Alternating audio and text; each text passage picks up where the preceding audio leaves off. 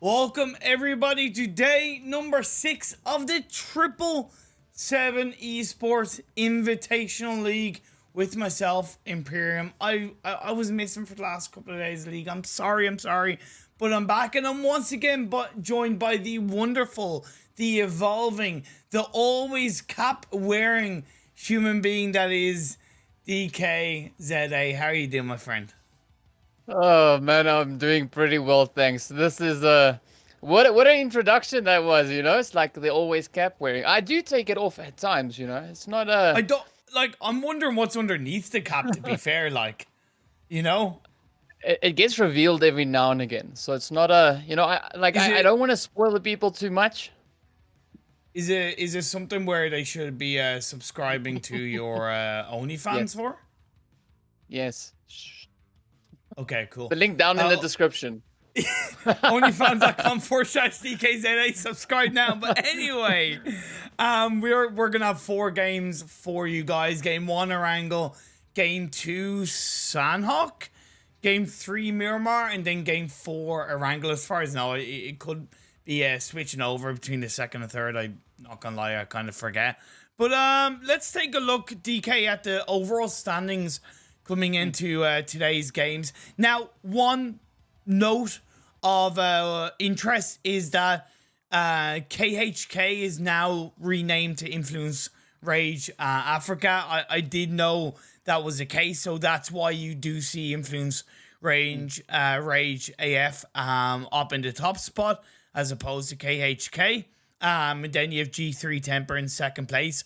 It's a pretty like cushiony lead between first and second, and then even bigger between second and third. Yeah, and then you see third and fourth place, you know, they're pretty tied up there with the points. And the only thing they're differentiating the two teams, yeah, being that, you know, that chicken dinner coming in from Nibble. But I mean, the players from 4KT managing to move into fourth place, but with 92 kills alongside that. I mean, that is quite impressive, you know, to be sitting on par with the team currently situated in third place and not being able, well, you know, not having that chicken dinner just yet. That is actually, yeah, I didn't even really notice that, the lack of chicken dinners from Slime 4KT. I don't necessarily say that in a bad way. I think there's an element of negativity to it, because if you are going to compete with the best, you have to be able to close out those games. You have to be able to get those chicken dinners. But for what we're looking at, yes, you're dead right. It is indeed pretty damn impressive, to say the least. Slime 4KT, they did recently compete in the Red Bull MEO Season 3 World Finals West, which myself, Maxon, casted along with Sam hosting. It was amazing. And honestly, they finished 10th, but in my opinion, they put on a couple of good showings. There wasn't anything absolutely massive, but there were sparkles of potential there. There was, you know, flashes of brilliance in the way they played. So I'm hoping that the experience they gained from the Red Bull MEO finals, you know, carried over onto the 777 Invitational, carried on over to your next events, because there's definitely so much that can be developed from an experience like that. And you know, Sign 4KT, I'm really looking forward to it. But they also had a pretty decent performance. I saw the match where they were playing on Erangel. I think it was the first or second match. The one that we saw, you know, with them finishing up on Everest. Yeah, I mean, that final few zones that we saw them moving into there, that was just some crazy plays coming in. Fortunately, that was the only match that I'd seen. But I mean, even just their performance, looking at the teams that they were going up against. yeah. You know, Yeah. very decent performance coming in there. Yeah. Oh yeah, they can definitely hold their head high in that sense. But hey, look, let's see what they can do in this first game specifically. We're heading on to the holograms of Erangel. You know, of course, there's no like obvious prize money involved. So this is very much about a mix of both personal pride, learning, pushing each other, and just doing what everybody can to increase the standard of competitive PUBG Mobile in the African region. Yeah. And I think it serves a pretty decent, you know, purpose to try and accomplish exactly that, because now we're seeing teams starting to venture out of the African region. They're starting to compete on a grand scale. And it's good to have, you know, other teams then starting to compete against them to, in a sense, collectively try and push up the performance and the quality that we see coming in from the teams. For sure. Could you just do me a favor and speak once again? Yeah, because that's definitely weird. Okay. Sorry about this. Let's see if this works. Try speaking to me for a sec. Right, so we are moving into that map, and the teams are making their way on down. Your audio is coming through twice on the game sound, Wow. so I'm gonna try and sort that out. You can still speak, it's fine. I can't have the game volume up, and that's really weird. I don't know what's happened there. That's definitely a little bit strange, but I'll try and get it sorted out. Either way, you can continue on speaking, my friend. Well, we saw that flight path coming in. The team's already taking up some interesting positions here, so I'm keen to see where we're going to be having that first phase coming in, because we see quite a concentration of teams over towards that central to eastern side, with only a few teams dropping in the north. Whoa! Well, there we have the zone now as well, right on the edge of that eastern front. Quite a few teams already sitting quite prettily in the zone, so now I think this is going to be a pretty spicy match. Okay, I think I got it sorted. I think I got it sorted. No, there's still no game sound. Okay, that's weird. I'll get it sorted. That phase 1 is absolutely absolutely spot on. I really can't argue with how it's going for this phase 1. Okay. Think I've got it now. Okay, I've got it sorted. I've got the audio sorted. It's all fixed. It's all fixed. Woohoo! Time for some celebrations as well. Yeah, and it's already, you can see the team spotting it out on the map as well, having the shots starting to fly in. No, it's not fixed. It's not fixed. I thought it was fixed, and I don't know why it's not fixed. That is so weird. Your mic is coming through like twice, and that's absolutely crazy, and I don't know why. but if I listen to the stream itself, I mean the audio seems fine. Yes, but when I turn my iPad volume up, my game volume up, Yeah, your mic volume goes up twice. It's so weird. I don't know what it is. I don't want to disconnect. I'm just gonna run without game audio, and I'm really sorry, guys. We'll do our best to make it work. There is going to be no game audio for this game 1. I'll try and get it sorted during the break. It's definitely weird, but yeah, that's interesting. Okay.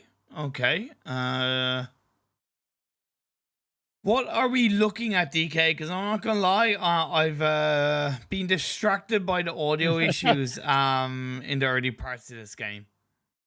well, we've seen engagements coming in between the players from Blackjack Esports and the team from Lag over in that northeastern side, just on the outskirts of Lipovka. So Lag now currently sitting only one player remaining. So Blackjack has been able to put those hits in, cause quite a bit of damage to them. And that right on the edge of that zone.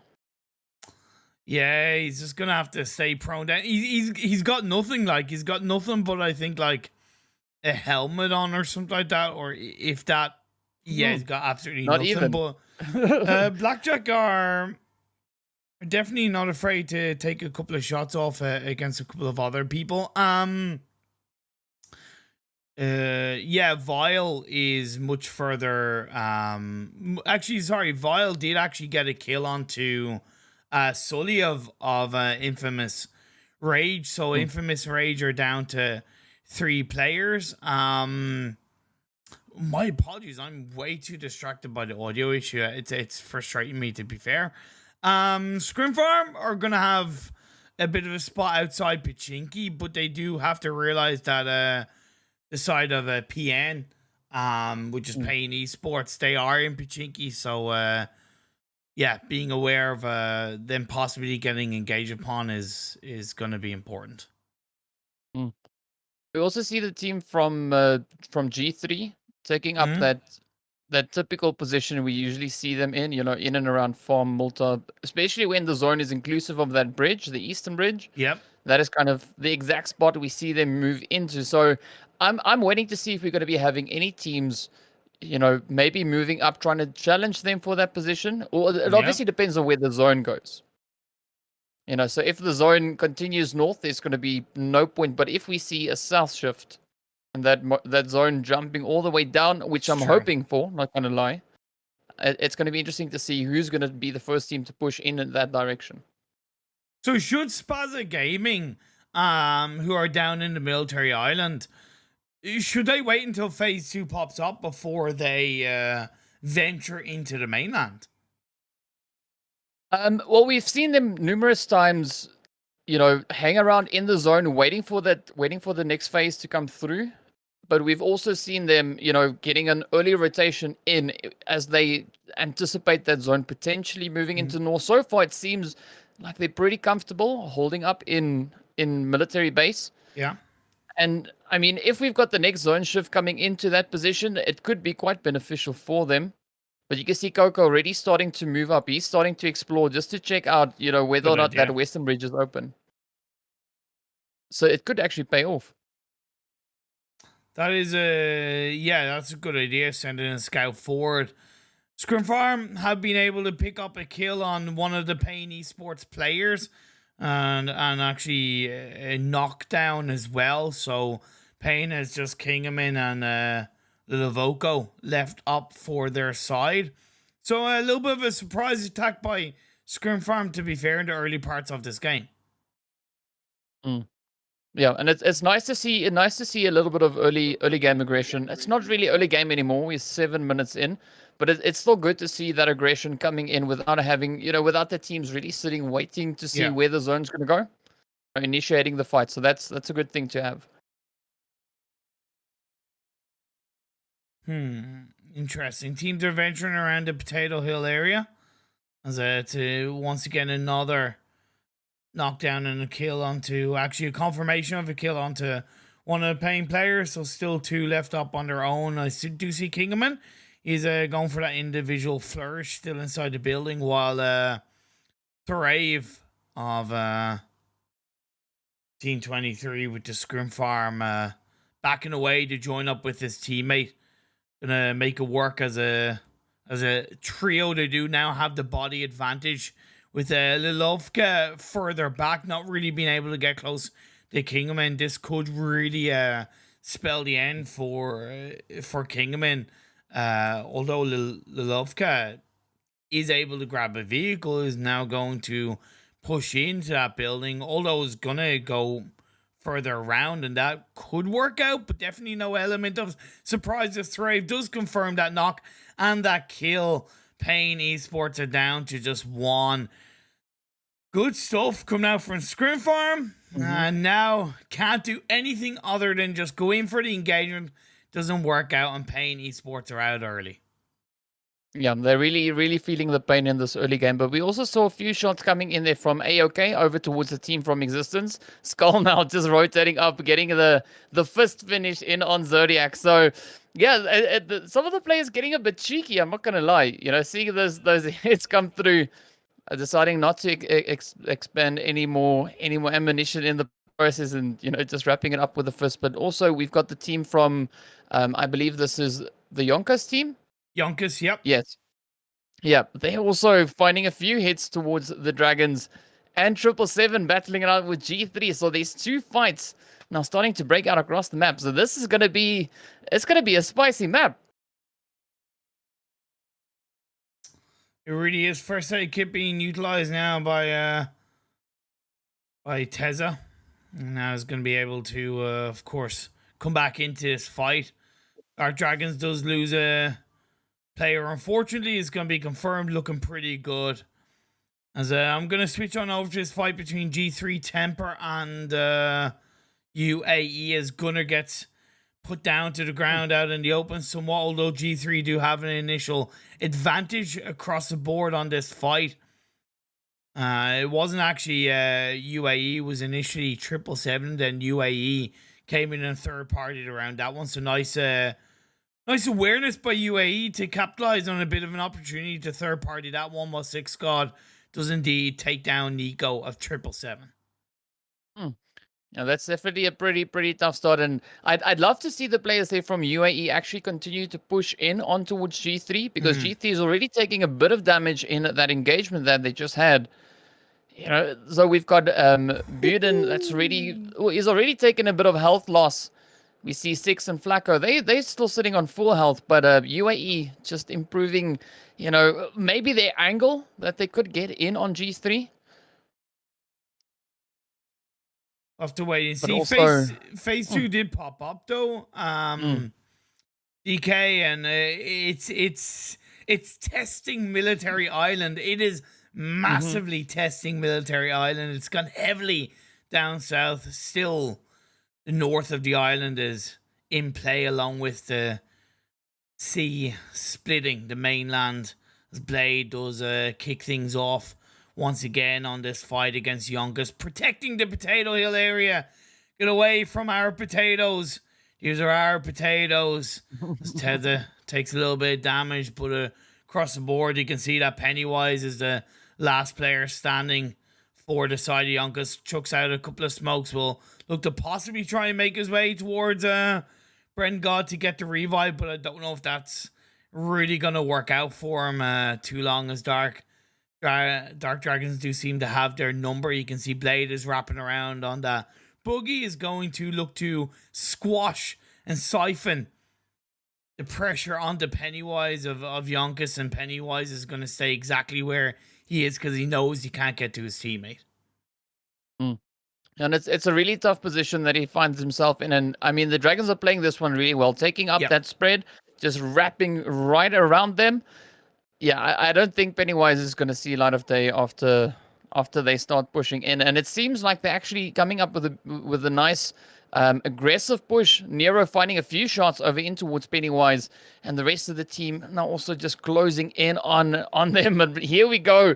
The shots find their way on in, and Pennywise get perfect back into the lobby. So beautiful push there from the Dragons.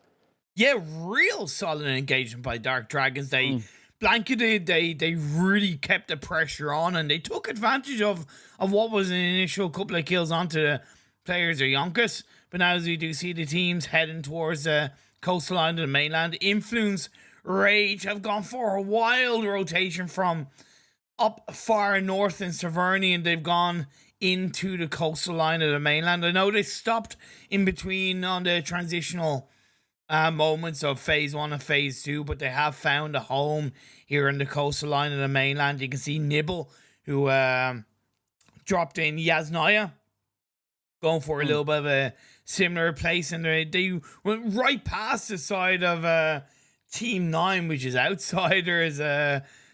You know what? They've made it work. I don't agree with that rotation. I think it's a bit deep, but they made it work.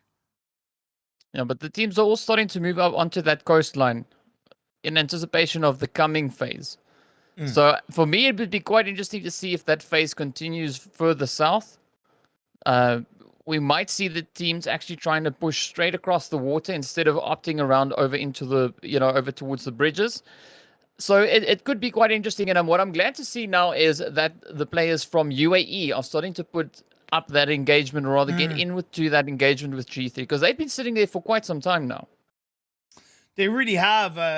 Indeed, I agree. The pressure being applied by UAE, it's good. Is it good enough?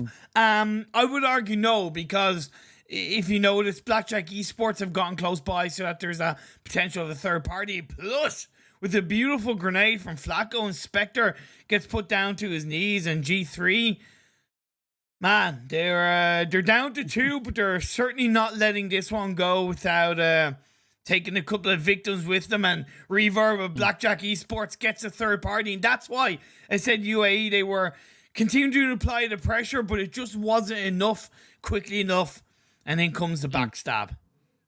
Yeah, I would have liked to have seen a little bit more of aggression coming in. I mean, they moved into that position, and then they were just perched there. There was no evolving that position. We didn't see them try to turn up the aggression, and that, of course, now opened that opportunity for another team to come in and position themselves to, to get those third-party hits in. So, yeah, it was a bit of a tough play, but we also saw that scout from G3 getting knocked out and sent into the lobby, but UAE only now starting to push in. So it's a bit of a slow one. It is a bit of a slow one, and then Six God with a beautiful nade gets a second knock onto the players of UAE. I don't get why Maniac kind of went in the same place / direction where his teammate died and got knocked in. You know, talk about walking into a fire and thinking, okay, I won't get burned. Come on, Maniac. You got to treat that better than that. But the next race has popped up, and it is a southeast shift onto the military base. Nobody was there, DK. So the rotations on these bridge, west and east side, are going to be absolutely frantic.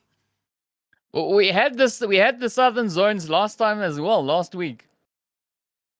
You know, you said like I've jinxed the game or something, or you asked what contacts do I have at Tencent. I'm still to find out. I don't know yet, but I mean, I'm loving these. I'm loving these southern switches. It really adds on that element of surprise to the teams. And I mean, just look at how many of them we've got situated up in the north. In fact, everyone's there. Everyone so this is going to be pretty tough. There, you can see Slime 4KT had set themselves up for that military island rotation because they had themselves perched on the 2-2 split of Pachinki Hill. I love the fact that Blackjack Esports have ignored both G3 and UAE and said, okay, you can fight amongst yourselves. We're going across the island. That's really forward-thinking play for them. Influence Rage actually gone for the swam. They've swam across the water, which, to be fair, if they don't have the full information, that is indeed a pretty big risk. But it's going to work out for them, and we do see this fight on the far coastal line of the mainland between Nibble Esports and Outsiders. Willie gets dropped to his knees, confirmed just like that. Leads Ronnie, but Ronnie, along with the help of Six God, is going to get the backstab, and a little bit of space is provided to Nibble Esports. And hey, phase 3 third parties, that is always going to be the possible case. Yeah. But I got to give it here to the G3 team as well, because they're really not backing out of the engagements. The moment they spot an opportunity, they try to capitalize on that. We saw that happening with the players from UAE that were just positioned below them. Now they sneak in a few shots over towards the Outsiders and the Nibble engagement. I mean, things are really, in a sense, working out for them. And I can't exactly say the same for the Outsiders. No, can't say that at all. They're left with just one aimbot, and he's getting pushed upon by the side of UAE. It's a little bit of a Molotov to try and push him back, but it was a low ball Molotov, not far enough. A grenade did get thrown out by, I think it was Sahil, and it connected him to aimbot, not enough to push it, not confident enough to push it. They're going to wait it out. They're the final two players of UAE playing on the eastern side of this circle, yet to make their way across into the military island. Slime 4KT, quick to move into the island, slow to move into the circle. And I think that's partly because they're not afraid to look to push a couple of teams and players back. But now that they're confident that there's plenty of space around them, they're going to move into the circle. Spaza Gaming going for a very risky late swim across the mainland into the island, because the benefit of what Influence Rage did is they did a super duper early to the circle shifting down south, whereas Spaza Gaming, they've done it quite late. I know they sent one on the bridge, but either way, the risk is still there. Yeah, and I mean, it's a bit of a weird one, because we had them already situated on that island. They rotated out, and now, coming in with a late rotation back onto the island. And I mean, going onto rotations, yeah, this is a pretty tough one here. Aphelion just feeling the pressure as they've got Gun and who's the other team? Then we've got the Dragons right there alongside them. And Aphelion, Apex had like all four of their players, I think, in the one vehicle, and 3 got knocked on the bridge by Gun. So Gun picking up 3 goes right off the bat, just like that. Bless him, is left on his own. He's gonna hang around the edge of this military island in the blue zone. Maybe he can pick up a couple of kills across the way. Influence Rage Africa is going to, of course, be the gatekeepers on the island, on the coastal side of the military island against Spaza Gaming, and that's the advantage of them getting their first. Coco is inside the blue, and you can see Obi and True just okay, doing something from the passenger seat of that boat. But at the end of the day, he's still in the water. He's still got nowhere to run, Mm. nowhere to hide as the next phase. They continue down south, and 3 of the Influence Rage players are going to be inside this circle. But we also see a nice capitalization of positioning coming in there from Blackjack, because we had them move across that eastern bridge, and they just picked off a few players as they were also trying to make their way across. We Yep. see Ben's there now on that far eastern side. But strangely enough, the zone is not as jam-packed with players as I would expect it to be in this late stage of the game. Normally, we see quite a few teams and players still alive making it up into this last bit, but several of them coming in with a bit of a slow rotation into that zone. Skull from AOK was just like, oh, okay, I'm gonna stay on the mainland by the Western Island, and he got a free kill onto Flacco. And honestly, I don't hate what G3 were trying to do. It made sense. There's a really, really, really high chance that there was gonna be nobody on that Western bridge side, but unfortunately there was, and they have found themselves the victim of that player gatekeeping them, or bridge camping them, so to speak. Moving on over to Nibble Esports against Blackjack Esports. Knock has come through onto the players of Blackjack, so Nibble hopefully have a little bit more to play around, but they are separated somewhat. Sorry is on his own, so he's going to get into that US to try and join up with the rest of his team. He's outside the circle for now. It's phase 4, but he is going to push away from the side of Nibble quite nicely. And we're also seeing that blue zone doing its usual thing, just starting to devour players, as quite a few of them are caught out in the blue zone. But the shots now here from Nibble, they're actually looking pretty decent. You know, putting up some nice aggressive shots as they move in. Only a 3-man team, but they're still causing quite a bit of havoc as they make that push on into zone. We're seeing the players there from Spaza, of course, now just succumbing to the injuries. But, well, now we see some more shots coming in from Rage, as they've just moved themselves into that zone. So this is definitely going to start heating up as the players are going to stop pushing in. Oh boy, look at this line across the center of this phase 5 circle. Slime 4KT being put down to 2. You have Blackjack Esports and then Scrimfarm on the far eastern edge of this phase 5 circle, and then Influence Rage, as you pointed out, on the northern tip of the circle inside a couple of buildings. Well, it's one sniper tower, but at the end of the day, it's the safety of 4 walls, so to speak. Gun is going to get knocked down at the hands of I think it was Benz or Blackjack from a distance, and still Nibble holding it down outside the circle, but they're gonna have to find a way in, as existence are down to just 1. Nope, he's out, and we have 7 teams left.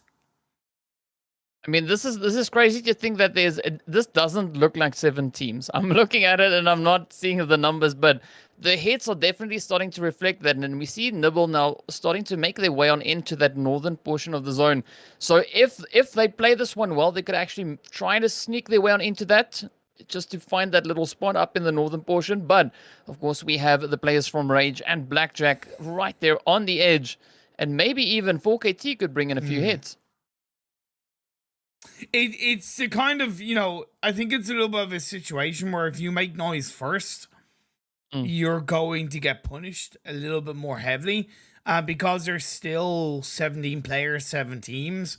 Of course, I don't exactly know how many teams are left, but 17 players is still pretty significant, as Nibble do suffer 1 casualty. They suffer more casualties. Now they're down to just 2 players in the blue.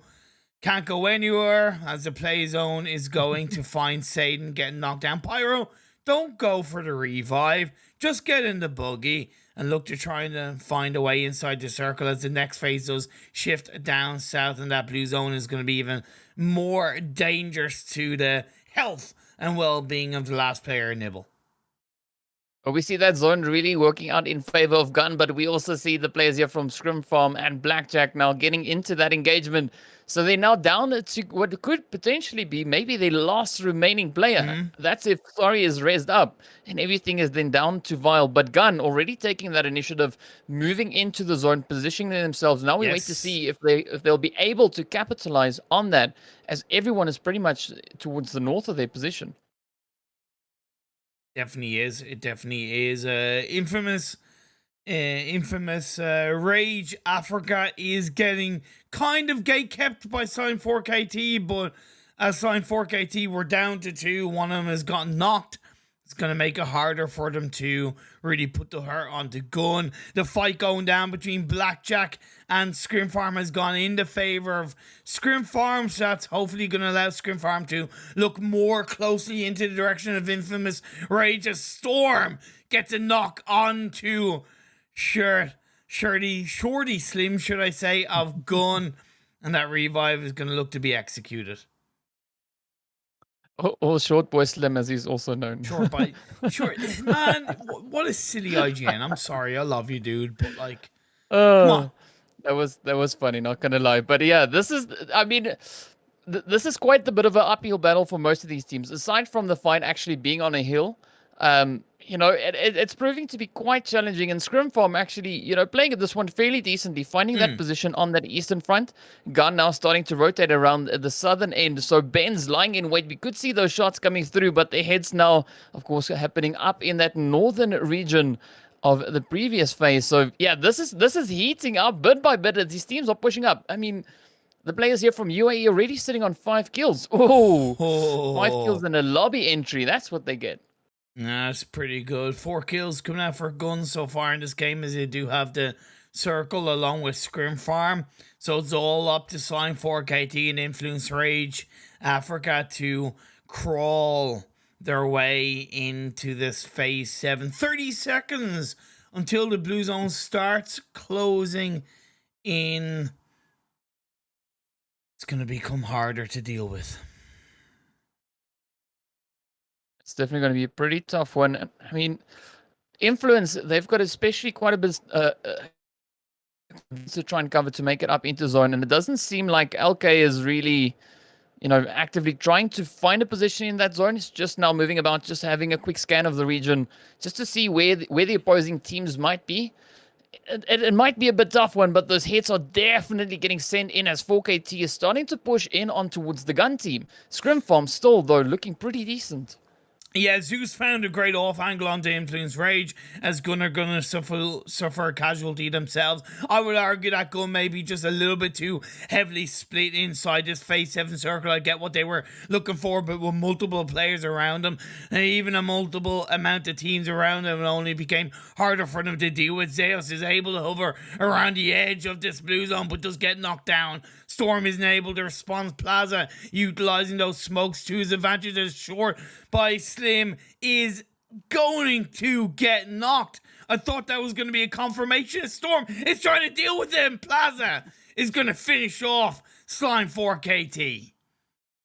I mean, that was just absolutely fantastic. But Scrimfarm now just starting to push on up. They've now decided to jump in. But we see Plaza still putting up a beautiful defensive play, not being able to find the last few hits. Scrimfarm sending them back. But now it is the team coming from Influence, the last remaining player, up against Scrimfarm. So who do you think is going to clutch this out? I mean, I'd be pretty impressed if Influence Rage clutches this one. If LK had of maybe pushed in a bit more aggressively, yes, but he's staying, in my eyes, just a little bit too passive. I know he's utilizing the low ground little dip that he does have on the northern edge of the circle to his advantage, but sometimes you gotta try and take the bull by the horn and go for a bit of a risk. A lovely nade did get thrown out. Knockdown is issued onto Kira, but from the other side, the remaining players of Scrimfarm comes in, gets the killer blow onto Influence Rage Africa, and they do get this chicken dinner in Erangel. That was really well played. The way that they just, you know, they were moving up. So they started off with a bit of a slow, steady approach. But I mean, as the match started moving on, they increased their aggression progressively. So that was pretty good to see, you know, that evolution coming in from the team. But yeah, well done with that chicken dinner. Really well deserved, and finishing it off with those 11 kills. That's pretty decently done. Yeah, they were. I think like the second or third team to move across on the Eastern Island behind Blackjack Esports, and they really took advantage of that quite nicely. I didn't quite take the fight straight away. But didn't quite take the fight straight away. But when they did end up winning the fight quite nicely. It was a good game from Blackjack Esports, and we'll talk about as we go through the overall standings of this game one. But definitely well played from Scrimfarm. Thorey getting 6 kills alone. That's a pretty poggers game one from him individually. And then Influence Rage Africa held down, avoided the action, and got himself second place. Yeah, I think that early rotation that we saw coming in from them over to the military island, it really paid off. You know, at the end of the day, they managed to get all the way into second place. Unfortunately, it's not the pole position just yet, but I mean, a really, really good call on that rotation, though. Definitely a real good call on that rotation, indeed. Very early on that. I think, was it phase 3 or phase 4 that shifted heavily down to military island? I think it was phase 3, but yeah, it worked out well for them. Gun in third with 6 kills. Can't argue with that one. Slime 4KT in fourth with 5 kills. You had UAE in fifth with 7 kills. And Ben's credit to him, he was like the sole snake survivor, the lone wolf, for the last, I think, like 10-15 minutes. And I don't know how many teams were alive when he was left on his own, but he did at least get his team up to 5th, and with those kills, it was a pretty solid result for them. Blackjack Esports, as I noted, coming in 6th with 10 kills for Blackjack Esports, 6 alone for Vile. A very good game from him individually, and also a real solid game from Blackjack alone. Yeah, we saw some nice pushes, and I think also we did see a few engagements when we had G3 and I can't remember who the other team was that was battling it out. I think it was UAE, yeah. UAE and G3, you know, so there we saw a few sneak shots coming in, but it definitely paid off, made it all the way into 6th place. And then, of course, over in 7th, we've got the team from Nibble with their 4 kills. So some nice aggression also that we had with that rotation that we saw from them coming in, rushing right up onto the shoreline. Yeah. That was also fairly decently done, yeah. For sure. Existence in 8th with 2 kills. AOK in 9th with 3 kills. Spaza Gaming in 10th with 3 kills. G3 Temper in 11th with 5 kills. Dark Dragons in 12th with 4 kills. Aphelion Apex in 13th with 0 kills. You had Lag in 14th with 0 kills. Outsiders in 15th with, I think it was 1 kill, or 0 kills. And then Yonkous, forget who Macho was playing for, if it was for Outsiders. It was for Outsiders. Yeah, sorry, Outsiders. So 1 kill for Outsiders. Yonkous in 16th with 1 kill. A surprisingly poor game from Yonkous. 777 in 17th with 0 kills. And then Pain Esports in 18th with 0 kills. Very, very tough to deal with circles. And I do think for the most part, you know, the teams that did end up getting good results really did deserve those good results from their rotations alone into the island, the timing of them, and how they pulled them off. I mean, this was a really beneficial game, especially for Scrimfarm, because coming into today, we saw them sitting all the way at the bottom of that leaderboard. Yep. You know, so this chicken dinner, along with the 11 kills, that would definitely bring in a little bit of a change up in their standings, and we would see a few teams getting kicked down, you know, down into those lower positions. So yeah, I think that was a really decent game for them. I mean, Influence Rage just showing us once again why they are sitting over in the top position for the time being. So yeah, I'm pretty impressed with the match. For sure, for sure. Look, on that note, I think it's time to kick it to a bit of a break. We're going to be on Sanhok for game number 2 of the day. I am also going to try to look to fix the audio issues. So you might hear a couple of weird sounds during the break, you know, in between the music, or, you know, so don't be surprised if you do. Either way, stick around, join myself and DKZA for game number 2 here in the 777 Invitational League.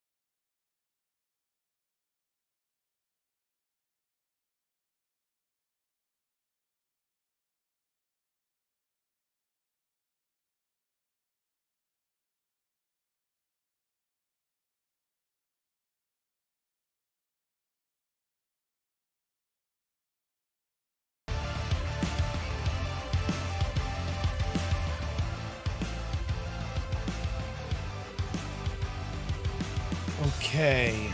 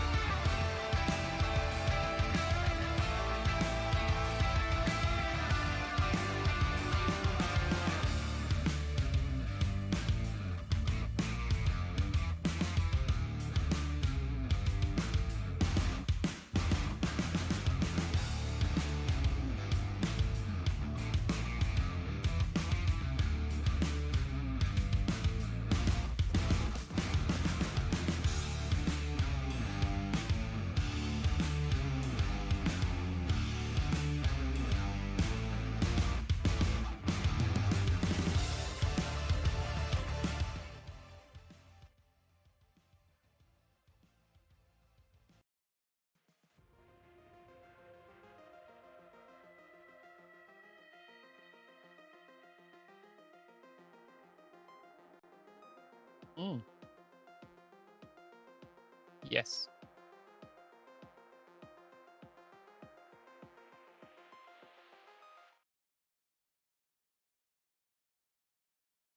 Okay, so let's see. Is the audio working?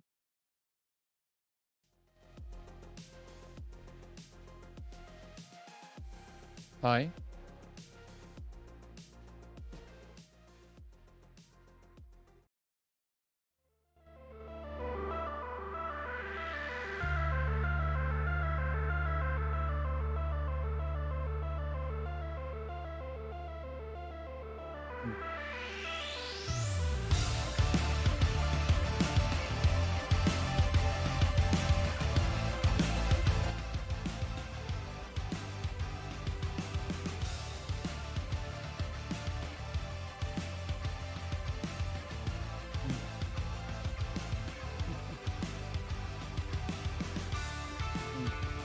Yeah.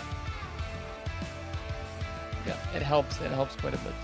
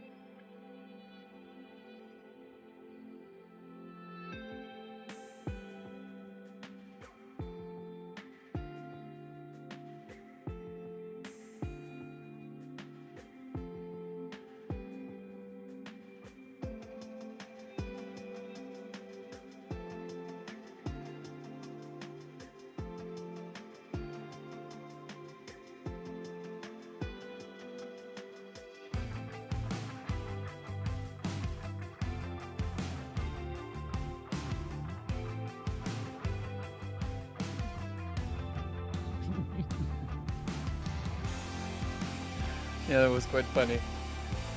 Watching your face, and you're like,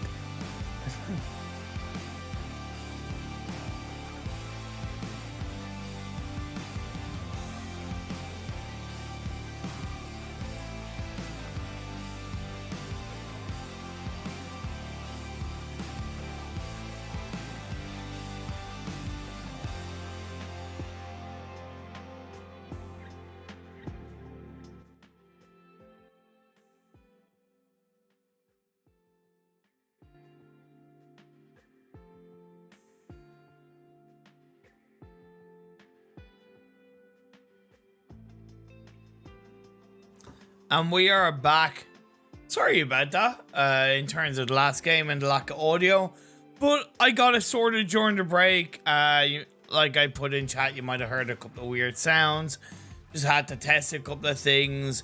I think it might have been to do with the capture source thing. But either way, it's sorted, it's resolved, and we can get into some more fantastic 777 Invitational action with actual in-game audio. It's a miracle. It's a miracle, DK.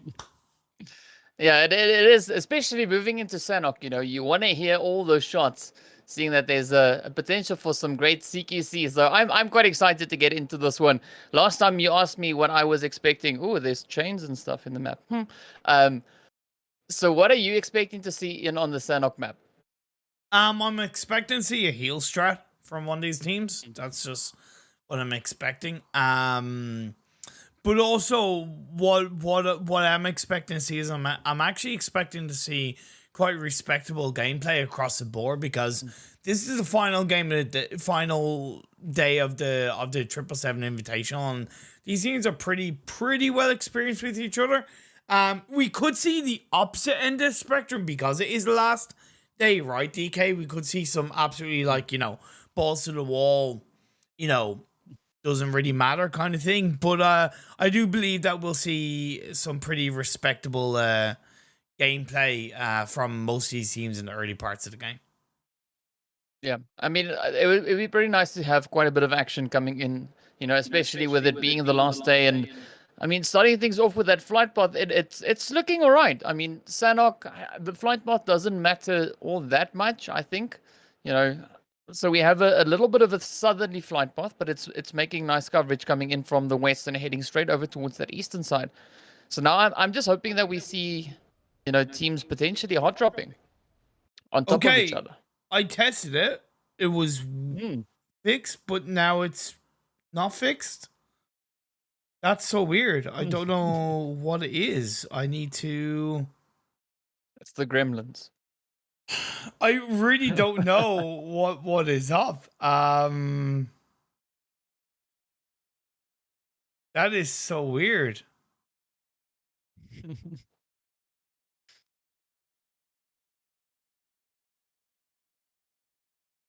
Huh. I don't know what is up with that one, but yeah, that's definitely frustrating to say the least. Okay.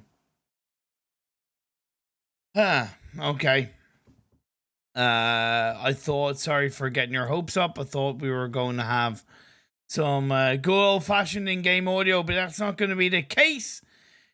It is going to be the case, though, that once again, pain or suffering at the hands of a team in the early parts of this game, and they're down to just one player, which is Liliovka, who even dropped outside of boot camp. So I don't know what Pain Esports are doing, but it hasn't looked good in the first two games.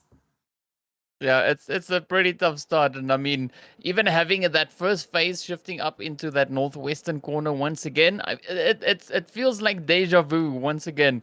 So it's going to be interesting to see how far Pain will last in this match. You know, if Lilovka will be able to potentially outrun and outmaneuver some of the teams just up ahead. Spaza being one of the teams in front, so. Yeah, it's going to be quite interesting. And I mean, we have a very decent spread coming in with the teams. They've all taken up, you know, occupation, all those right across the map. But AOK now starting to move in towards boot camp, where we see the players there from 4KT. Yeah, AOK did go for kind of a 2-2 split in between Boot Camp in Paradise. It is a bit of a I wouldn't say it's a popular drop spot, but it's a pretty solid drop spot. A team that's able to hold it down and when they know what to do with it, because it really gives them, although there's risks involved, it does give a team really strong rotation potential despite, and it doesn't really matter where the circles are, to be fair. We do see that phase 1 is on the northwestern side of the map, covering all of that northwest island, so Existence will be able to stay on that big Chungus mountain that I do like to call it, while 777, who dropped in Camp Alpha, will probably wrap up that mountain hill themselves. Yeah, and that is also the very centralized portion within the zone. Spaza also starting to make their push on over in towards that island, just moving in. So True and his teammate already getting that that bit of movement going. But Scrimfarm is also situated on that same island. They are indeed. So they are indeed. Dark Dragons and Hatting. They're gonna have a pretty much an easy game for the first couple of circles as 777. They're looking to take control against Existence. What I do like about Existence's position is that they're not too heavily separated, and they're able to take advantage of that initial juicy couple of knockdowns onto the players of 777 to try and push them back. Existence, they're prepared. They're prepared, like a lot of teams would separate in a 1-1-1-1 spread on the Big Chungus Mountain, but Existence definitely looking after each other and looking after the mountain quite nicely as Zodiac pushes forward a little bit down the hill, is supported by his teammate, and 777 might be thinking again about breaching on this mountain. Yeah, and we see also Clutch and Ruthless also making a very nice push. You know, so we're seeing that 2-2 split from Existence. And, well, 777, you said they might double think their push up this hill, and we actually see them now starting to rotate around, trying to get away from that fight, potentially. And, I don't think that's a bad call. Typical fell down the mountain and he got knocked. Hello, Darkness, my old friend. He's getting revived up. Clutch is going to spot him. That's going to be a second knockdown. And most likely a double kill will be confirmed. Unfortunately for the side of Existence, Clutch and Nico have been able to crawl around the corner for now and will look to get revived by their teammates. But one thing to think about is that there's going to be another team joining in on the mix, DK. Spaza Gaming, they want to take control of the mountain, and Existence are going to have to turn their attentions onto the team that have made their way up there. Yeah, and they're moving in pretty strong force. Full squad moving up as a wave right up alongside them. But we also now have the Dragons pulling in from the north. So another 3-team battle about to erupt here as the teams just get into the fight here. Yeah, double knock by Spaza Gaming onto Zodiac and Ruthless, but it's being returned quite nicely by Clutch. A third one on the Dark Ghost, and Clutch is left on his own in a 1v2. Nowhere really to run, nowhere to hide. The only thing he can possibly hope for is that maybe 777 will actually wrap around and third party Spaza Gaming, or maybe even possibly Dark Dragons, but it's a beautiful grenade that's come out from Spaza Gaming to wipe this side of Existence, but Dark Dragons are still going to come in, and they do take out Spaza Gaming. 2 teams out of this game just like that. Absolutely insane, as the hot property on this phase 2 shift still continuing over onto the west is the Big Chungus Mountain. And that was a beautiful play coming in, but now 777 is moving in from the south. So they wrapped around, just missing out on that first opportunity for the third party. But now they come in to third party on the Dragons. So this, like you said, a hot property, definitely what we're seeing coming into play here. Man, 777 definitely getting the look of the Irish on their side, because they were the first team to get, put under pressure on the Big Chungus Mountain, they survived. They wrapped around correctly, and now they're going to be looking to fight Dark Dragons for control of this big mountain. The center part, the buildings in play. Blade was put under a bit of hassle and pressure, and 777, they have a nice wraparound on this mountain. Yeah. I've jumped over to the players from Scrimfarm as they are now getting pushed, and man, these volleys and things are just finding their way straight up towards them. It's a bit of a a bit of a tough one there, and oh man, this is such an interesting match though. Having 777 and the Dragons battling it out on the one side, Scrimfarm and Yonkous on the other end. Wow. But I mean, what a comeback that was, though, coming in here from Scrimfarm. I definitely thought that Scrimfarm was going to be the team to get knocked out in that fight. Look at Kira. You can see the exhaustion, the adrenaline is just like, oh man, so glad this fight is now over, and they jump over into the next one. But we just saw now in the kill feed as well, 777 moved in on the Dragons. They sent the Dragons into the lobby.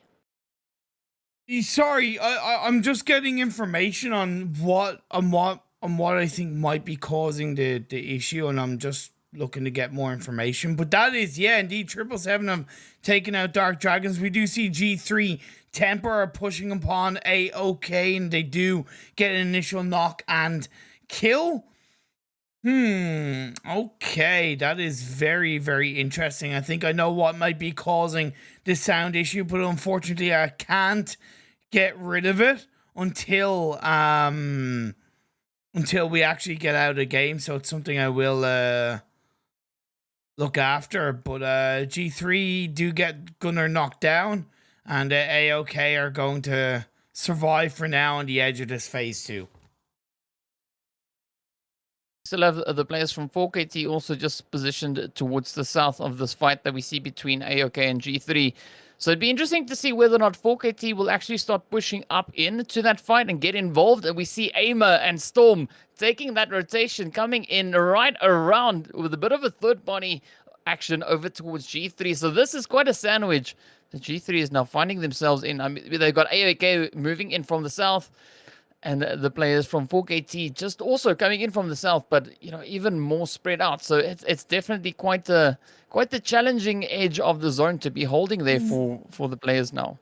And also, I'm sorry, but what is Brokus doing from Sign 4KT? I'm sorry, but why was he still in boot camp? Why was he still in boot camp, and not on the edge of boot camp, but like in pretty much the dead center of boot camp? What was he providing for his team there? I'm sorry, but absolutely nothing. Like, genuinely absolutely nothing. He has started moving, but it makes me think that if he was near his team or with his team earlier on, they possibly could have pushed in onto both of these teams. But the next circle does continue to go on the west, and I would argue that it's threatening to be not a big Chungus Mountain finish because of how westerly it is. Yeah, it could actually, I agree with you, it could actually keep on moving in. I mean, 777 looking pretty strong in the mountain. We almost saw the fight coming in between them and Nibble, as we had Nibble just moving in from that northern portion. But now Nibble decided it best maybe to push up into a more centralized position. And now we also have the gun team starting to make that push across the bridge. Outsiders trying to get a bit of a swim in. So this could be a pretty jam-packed zone, especially if it continues further south, as we see so many teams moving up into that positioning.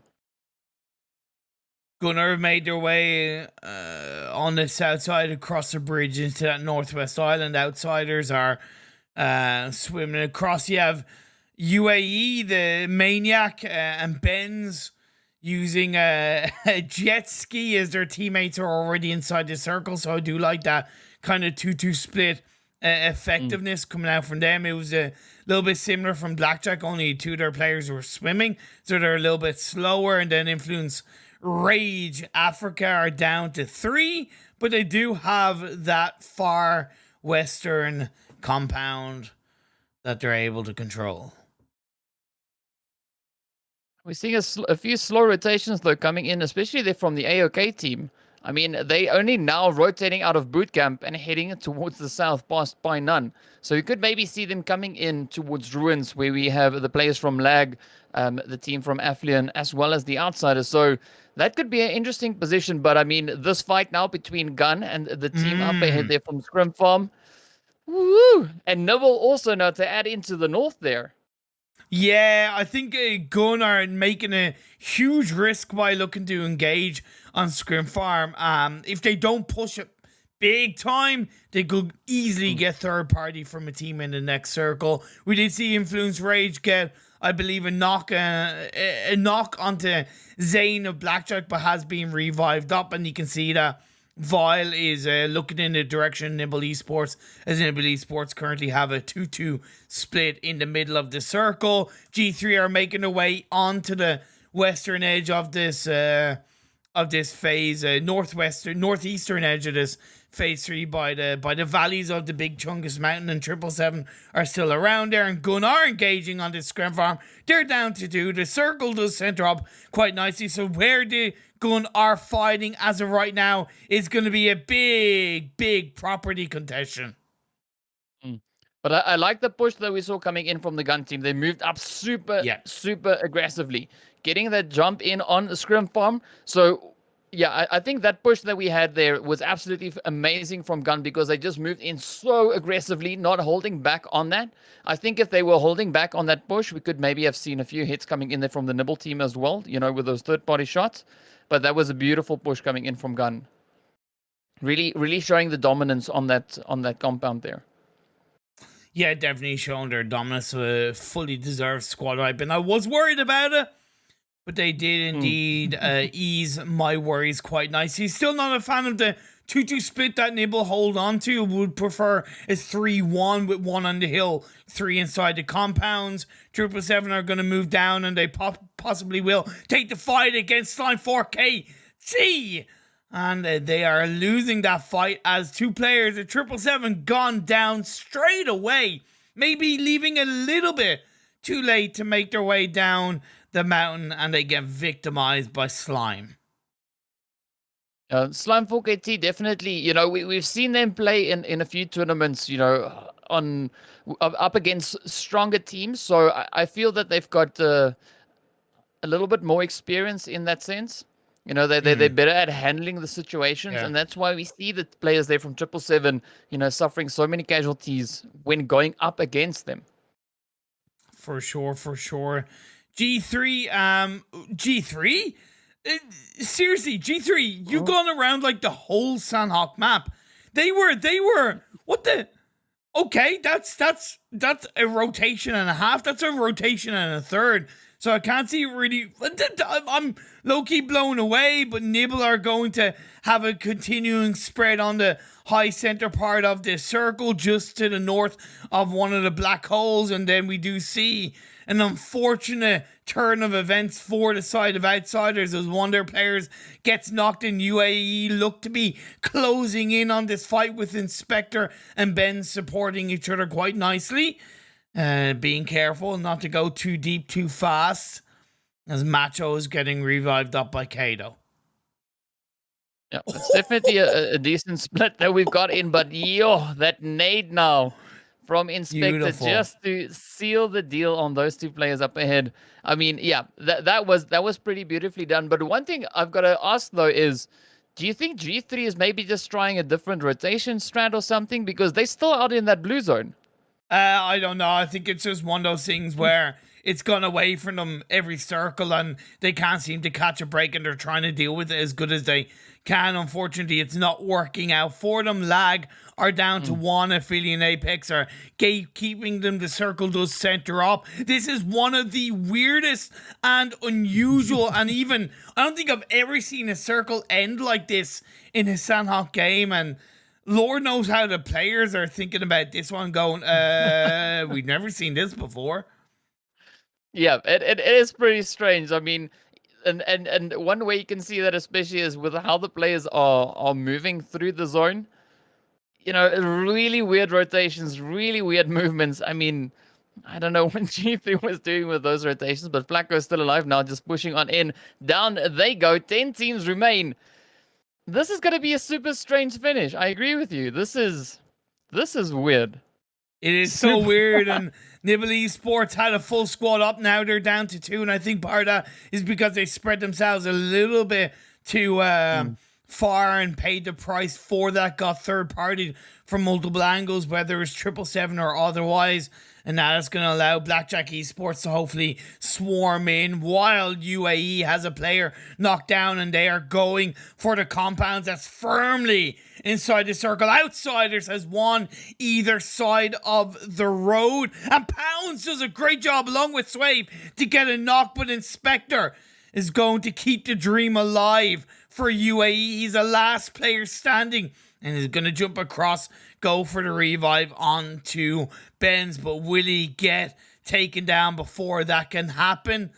Indeed, it's not going to be Inspector that goes down, but he is still alive.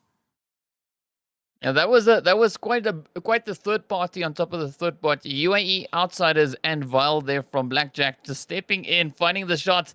The Outsiders, of course, sending the team from UAE right back into the lobby. But now the shots are still continuing on, as we saw Gun and 4KT. They were also battling it out. The hits coming in the kill feed. Nibble not getting sent into the lobby.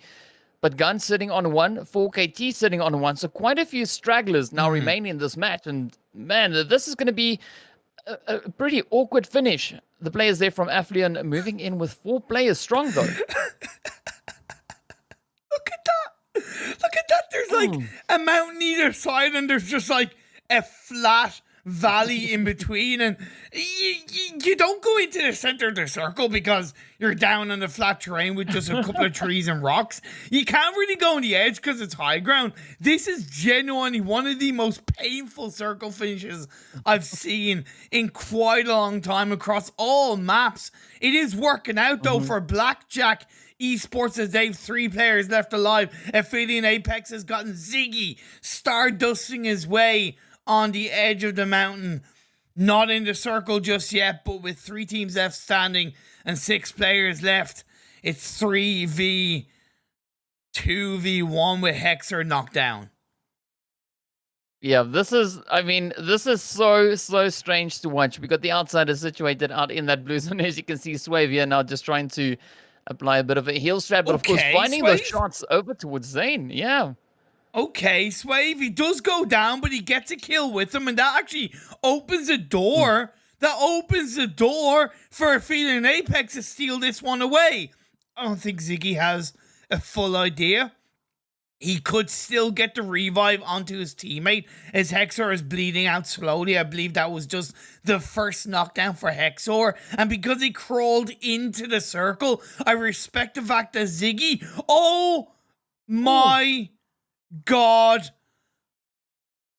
Blackjack.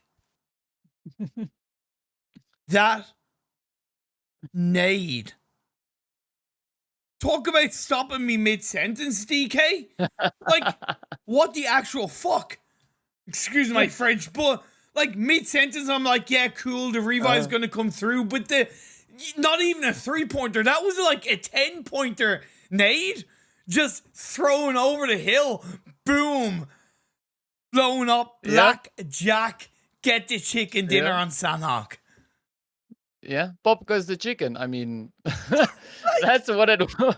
Well, yeah, that was a crazy nade, though. I mean, really, really exceptionally well placed. You know, just finding that spot. But yeah, that was. But this whole match was so weird. It was such a strange match. I'm blown away. Yeah, genuinely blown away by that. So is Apex. I see what you did there. Toxic, but I love it. But hey, once again, by the way, Vile of Blackjack Esports, 6 kills. I don't know what this guy had for breakfast, but whatever he had for breakfast, let me know, my guy, because I'm gonna look to take the same tomorrow morning. Man, absolutely pop off in the first 2 games. That's 12 in 2 games for Vile alone. Never mind the rest of Blackjack, rewarded with the chicken dinner in Sanhok. A total of 9 kills for themselves. Aphelion Apex a good result nonetheless, despite the blow up at the end.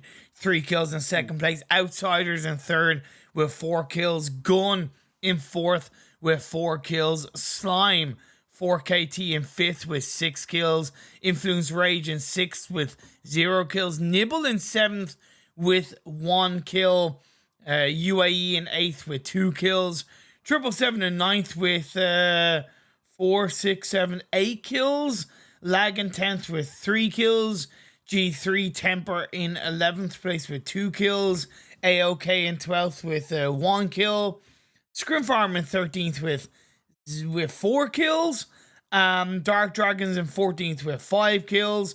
Yonkous in 15th with 1 kill. Pain Esports in 16th with 1 kill. Spaza Gaming in 17th with 3 kills. And last but not least, Existence in 18th with 0 kills. I think the biggest kind of I won't say losers in terms of like, you know, the bad team, but the team that had the best potential but let it go was Nibble Esports.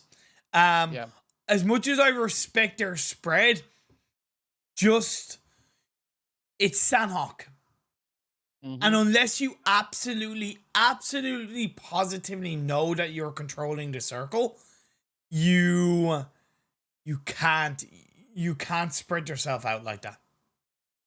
Yeah, I agree. That spread was a little bit on the thin side. You know, like we saw some of the other teams also coming in with a 2-2 split, but the separation between the two groups, you know, it wasn't that big as we saw in comparison with what Nibble was doing. Yeah, for sure. So hopefully they can kind of tighten that up in the right situation. A situation like this, you do need a kind of a tight grouping together, because if you're grouped together tight, even if one gets knocked, there's a much higher chance that one, you can get the counter knock, and two, you can also get the revive. And two, then when you do get that counter knock on a team that's outside the circle, it kind of gives you more time to kind of breathe, as well as even force a bit of a manipulation of the traffic. Whereas that spread out that Nibble had, it didn't give them the control that they wanted to have in the circle, and in the end they got put under too much pressure and picked off one by one. And I think it was Blackjack that ended up getting the better of them, if I'm not mistaken. I could be wrong, but either way, a good game across the board. Very, very unusual circle finish. I'm just like, I haven't seen it before. It was pretty weird, but I mean, at the end of the day, that's kind of what, you know, what this invitational is about. You know, for the teams to, on a more consistent basis, play against each other and try and use strats out, try different things out. And I think that could have been what Nibble was trying to do. You know, just trying out a different 2-2 split. I don't think it was necessarily the best thing for Sanhok, but yeah, we saw how what that kind of resulted in then for them there. Sure. 2 games down, 2 more to go here in the final day of the 777 Invitational League. Myself and DK are going to go for another quick break. I am once again going to try and get the audio problems fixed. I think I know what it is this time, so fingers crossed. Let's see if I can get it sorted. We'll see you all in about 7 minutes. Don't go away.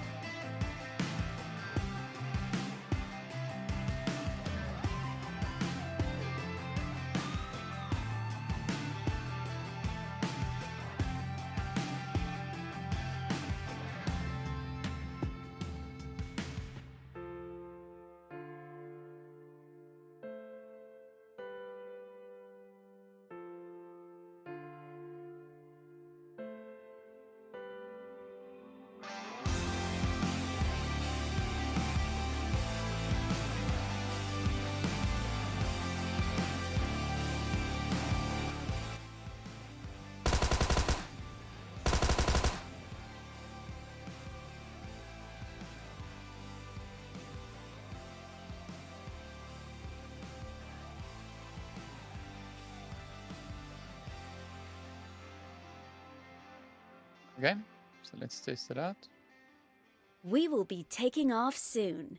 Be prepared.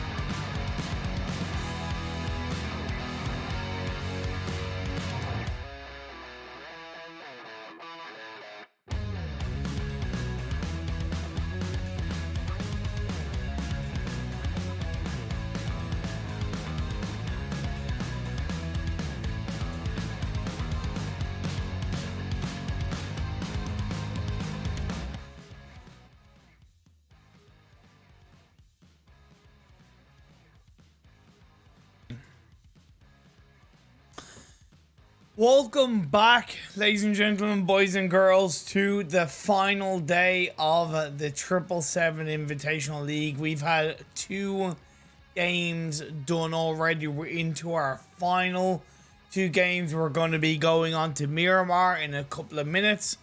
Myself, Imperium, with the one and only TKZA, bringing you through all the action. And I really hope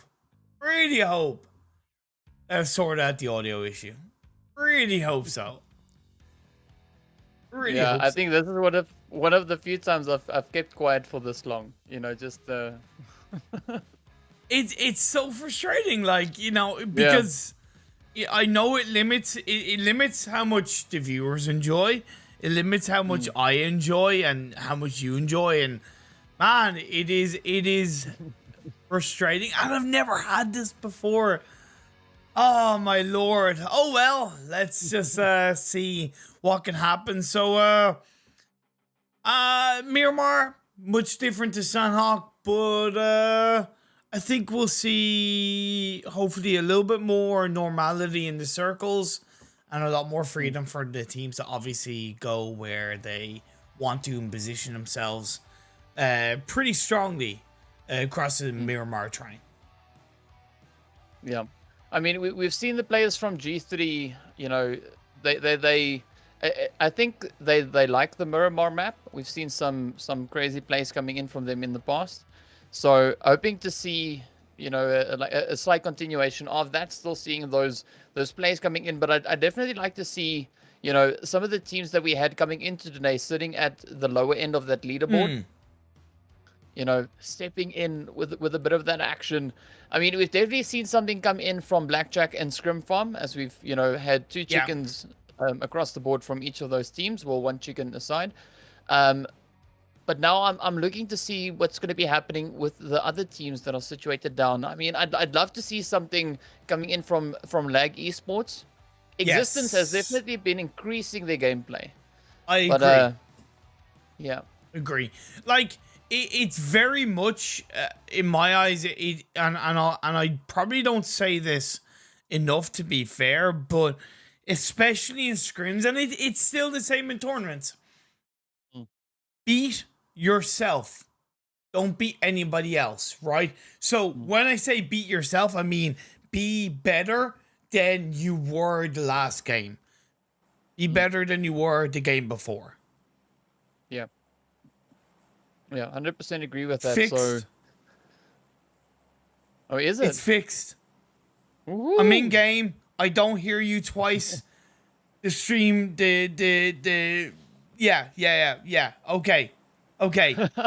It's a miracle. It's a miracle. We have normality. It's restored.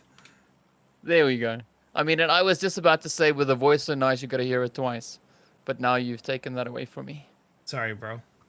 Sorry, bro. Okay. But I had live. to, like, for my own sanity, I had to take it away, man. I had to. But some early drops off the back of a pretty solid playing path because we got so excited with the audio issue fix. That playing path is pretty spot on, banging from north to south, so you can see all the teams are generally spreading their wings and going where they want to. Yeah. I mean, it's a very decent flight path. It'll definitely open up a lot of options to these teams. So we can see the players from Yonkous already starting that push over towards La Cobreria. And, well, G3 and Apex dropping down relatively close to each other. I won't say close enough to start engagements just yet. This is Miramar. It is a bit of a bigger map. But, yeah, it's looking interesting so far with where we see these teams heading on out into. Nibble on the far western edge of Los Leones is a good start for them. Lag heading towards kind of in between Los Leones and Porto Priso. And that phase 1 is on the eastern side of the map. Pretty heavily eastern, to be fair, to the point where even the islands are in play. It's going to make it very easy for Influence Rage Africa to move out from El Azahar. But the timing of that disengagement from the El Azahar city is still going to be massively important. Gunnar and Minas, they have already a strong anchor point in the center of the circle to begin with. And UAE's split drop to the north of Los Leones will allow them and afford them to move in towards the center of this phase 1 pretty early on. Yeah, we also see the gun team Plaza dropping right there on the edge, pretty close to Apex. You know, potentially maybe just scouting it out. So that could have been an interesting position, but yeah, I agree with you. Gun already having a really decent anchor point in this match. But it's going to be interesting to see how the teams are going to be rotating in. We've got 777 now taking their route over towards Val Del Mar over in that far southeastern, southwestern side rather. 4KT, nothing out of the ordinary there, dropping down into Macera. We got Spaza just over towards the east of that. I think this is a very decent drop that we've got from the teams here. We don't see anyone challenging each other just yet, you know, having that opportunity to loot up decently for a map of this size. And I even love the spread of split drops and city drops together, right? Scrimfarm's 2-2 split drop between graveyard and outside of water treatment is absolutely spot on. Yeah, the spread of UAE, which I mentioned, Gun as well, going for that split drop, and even Spaza Gaming on the south western edge of the circle going for a split drop. And this is really healthy. I'm looking at this going, these teams have dropped very nicely, and that might sound stupid to say, but yeah, quite intelligent and spot on rotations from all of these teams so far. Yeah. But what I'm liking also from Scrimfarm is the fact that, yeah, we had them drop out in that split, but now we see the team starting to move closer together. You know, so I'm hoping to see maybe that 2-2 split still being in play, but you know, as you can see, they're starting to move in, just getting a little bit closer to each other. So that could be a good position, as you've said before, you know, for the teams to just gather that extra bit of information, seeing that it is such a large map. Yes, definitely. Grabbing the early information is massively important. Information is power. In PUBG Mobile, because you can do something with that information. It's within your control. But when you don't have the information, you're maybe going in blind. The result of that rotation, the result of that position is often out of your hands, so to speak. So that's where it's going to be really beneficial to create some nice spreads across the Miramar map in the first couple of circles. Outsiders in existence might clash in their rotation from Toriyamada and Cruzaval respectfully. And plus it's going to be a little bit of a, I think out of all the teams currently in the lobby, I do think outsiders in existence, well, more so outsiders than existence, do have one of the tougher rotations to enter in this circle. They might even wait for phase 2 to pop up, to be fair. Because by that time, most of the teams will be heading towards the center, giving them more space by the edge. Yeah. But one thing that for me that's quite interesting to notice here is that we've got a lot of teams either sending scouts out or repositioning. You know, in past we've seen the teams actually, you know, wait around until the blue zone starts moving in. But now we're seeing the movements coming in, and the players here from Apex and G3 moving up quite right there alongside each other. So, yeah, I think we're off to a pretty decent start on this match. But do you think we're going to be seeing any of those random nades coming in again? No, not at the moment, at least not till later. But you'll have to save those random nades for the end game when they're really going to matter. Aphelion, Apex, and G3 for the most part do avoid and somewhat respect each other. I find it interesting that Aphelion, Apex are going for a very, very big 2-2 rotation split. I don't agree with that. We could see Ziggy and I think it's Blessum being put. Yep. Yeah, sorry, it's Hexor, and Hexor gets taken out with that vehicle, and Ziggy's just gonna drive away again. Little bit of a poor reaction from Aphelion Apex.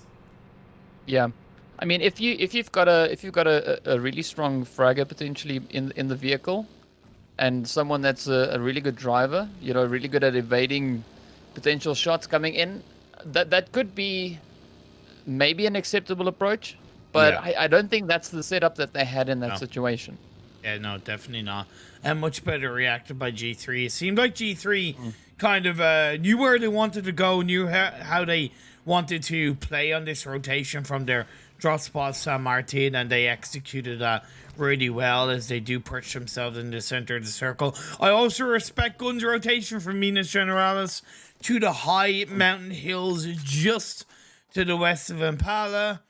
Aphelion Apex will, of course, join back up as a 3-man team, as Influence Rage are going to be a little bit to the east of them. Scrimfarm also joined back together as they were initially on a 2-2 split on their drop spot, as they do head and stay just to the east of Minas Generalis.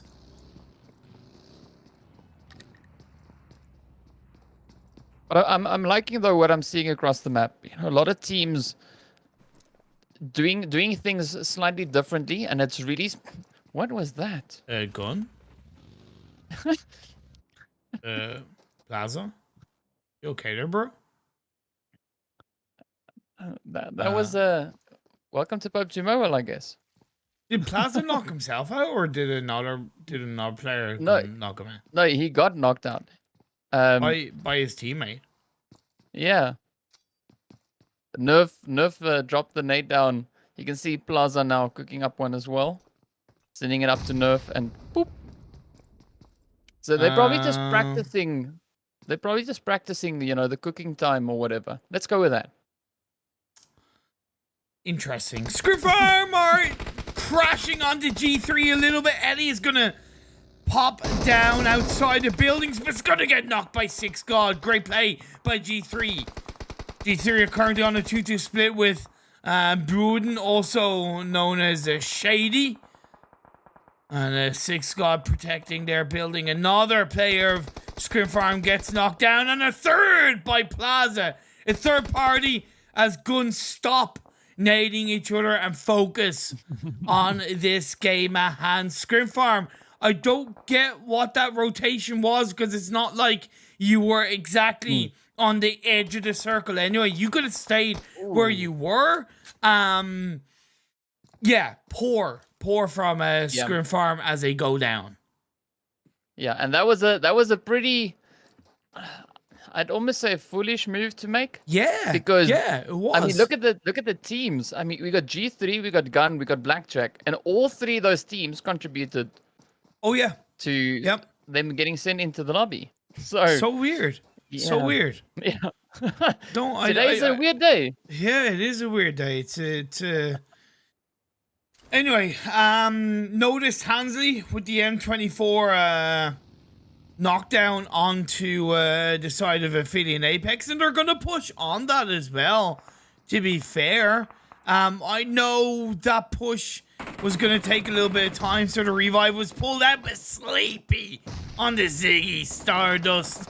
The knockdown is pulled off, but a third party from outside it, Pounds is gonna pound that one to the ground as Hansley gets shut down to his knees. Luckily, Sleepy makes it inside the building, but he's on his own on the initial engagement with this side of Aphelion Apex, and he gets the double knock, the double kill. I love the focus from Aphelion, from Influence Rage, as they just don't worry about going for the revive onto Hansi. They really want to take down Aphelion Apex. Yeah, that was a beautiful play coming in, and now there's one player left for Apex, Kage. As you can see him just hiding on the edge there, and this could maybe be the end, just judging on how Influence has been playing this match so far. Pretty aggressive pushing that we've got there.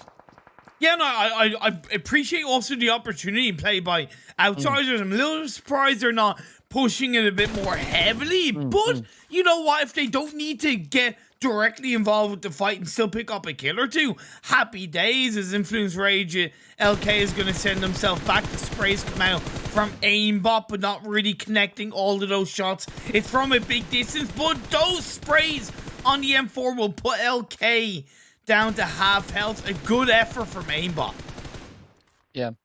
Yeah, so there was a bit of a delay on that initial engagement, but Yeah. I mean, in a sense, it kind of paid off for Outsiders. They did manage to find a bit of damage, not get the knocks in as they would have hoped for, but you know, I think better late than never in this Yep, situation. for sure. It's not too bad. Yeah.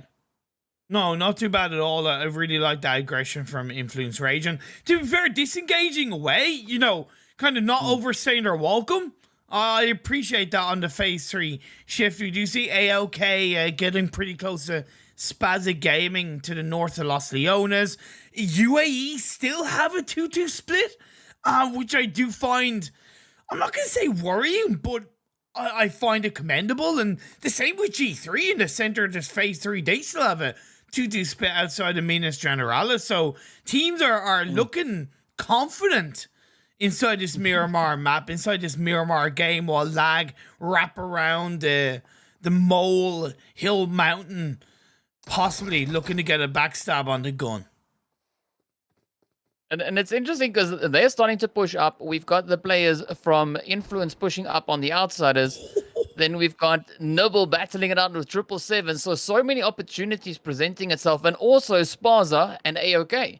So there's 4 potential fights to spread out across this map. So, I mean, yeah, talking about the confidence, I definitely think we've seen quite a lot of confidence coming in from these players.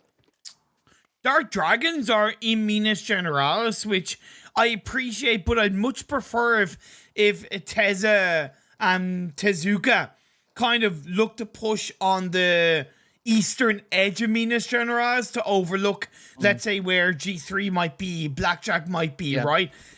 Being inside the center of La Bandita as pretty much a whole squad, you're really limiting the amount of information you can get from that area. So, good theory, not the right execution for Dark Dragons on the position. Yeah, but we see that kind of play coming in from 4KT though. They've spread themselves out right on the edge of that ridge, right behind them.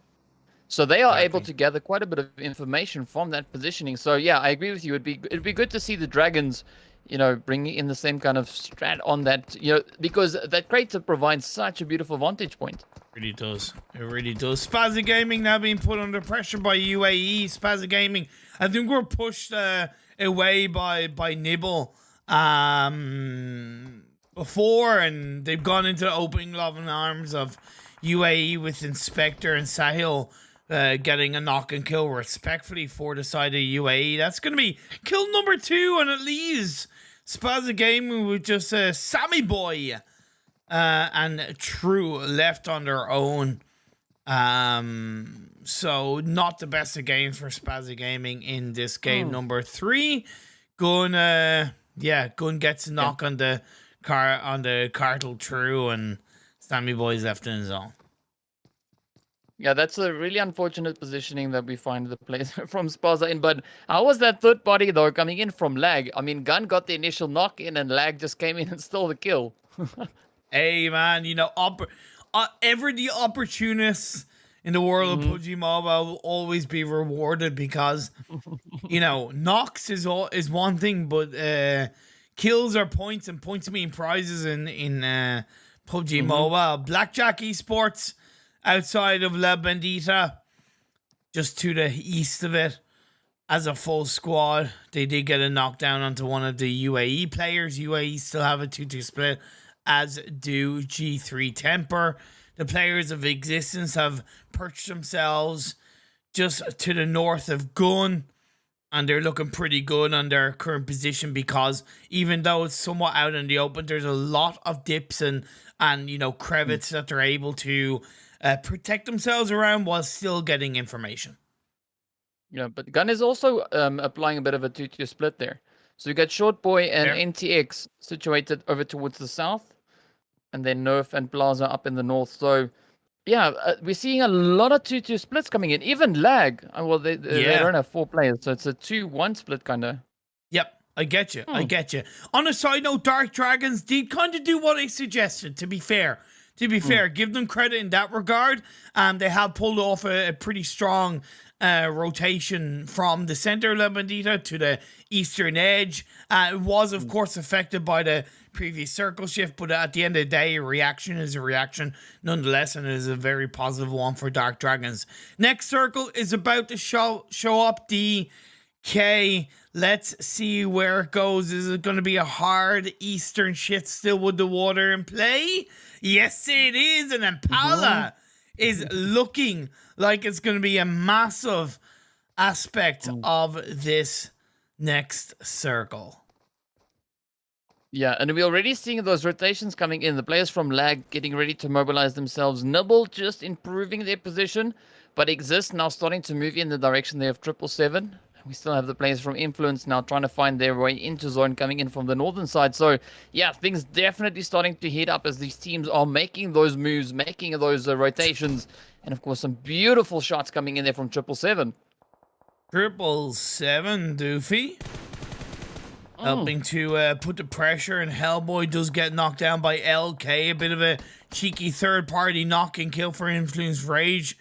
Honestly, 777 won't be too unhappy about that one, to be fair. However, Typical gets knocked down because he was on his own, and Nibbles climbed down from their mountainside, and they do look to take advantage of 777, picking up a kill, looking good for Nibble Esports in this game. Lag as a 3-player team are looking pretty good, and G3 Temper pick up a kill against Dark Dragons under rotation for La Bandita. Another knockdown by Shady onto a kill leaves just Nero and Tezuka left alone for the side of Dark Dragons, and they are not looking in a healthy spot at all as the smokes are thrown out to try and give him some protection, but Flacco spots him out, and Tezuka is knocked down. This is where that 2-2 split coming in from G3 really helped them out in this situation, because the Dragons rotated in right past Gunner and Flacco, and they were able to communicate that information across over towards 6 and Biden down here in the south. And I mean, it's just absolutely chaotic there for the Dragons. As you mentioned, you know, they're running into a bit of a wall with the G3 2-2 split up ahead of them, and Nero now out on the ropes. He needs to try and make the most of what he can. But yeah, the outsiders in existence also now starting a bit with the battle there. The Card98 shots from Gun have been spot on. They've gotten 2 knockdowns on the outsiders from that. Unfortunately, not able to confirm those knocks into kills into points, but either way, I do respect that.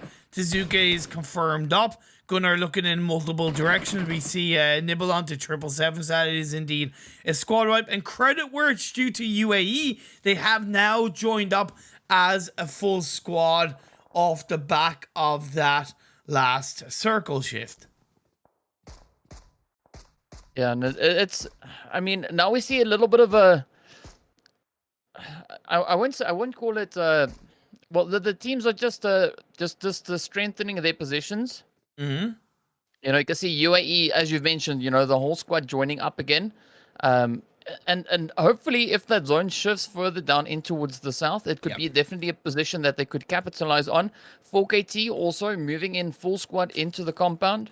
So I think that's a fairly decent positioning. We see G3 now also starting to fall back into zone, but a few more heads coming in there from the Blackjack team as they find an opening over towards 4KT. Yeah, but I would argue that Slime 4KT do overall have the advantage, and Nero is taken down. Is going to be the end of Dark Dragons in this game. Slime 4KT overall do have a better position in my eyes, but still good for Blackjack to put a little bit of pressure on to the opposing team in the western edge of this circle. The next one shows up, and it does shift heavily to the west. I mentioned Impala in the last phase. Whew! Just like that, the magician's trick. It is a Disparado. And now the teams who did go for that rotation, Influence Rage, Nibble, and Yonkous, they're going to have to once again find a way into the circle. Speaking of finding their way into circle, look at Kage. I mean, he's still over on the blue. He's in the blue zone all the way over to with that far eastern side. Yeah.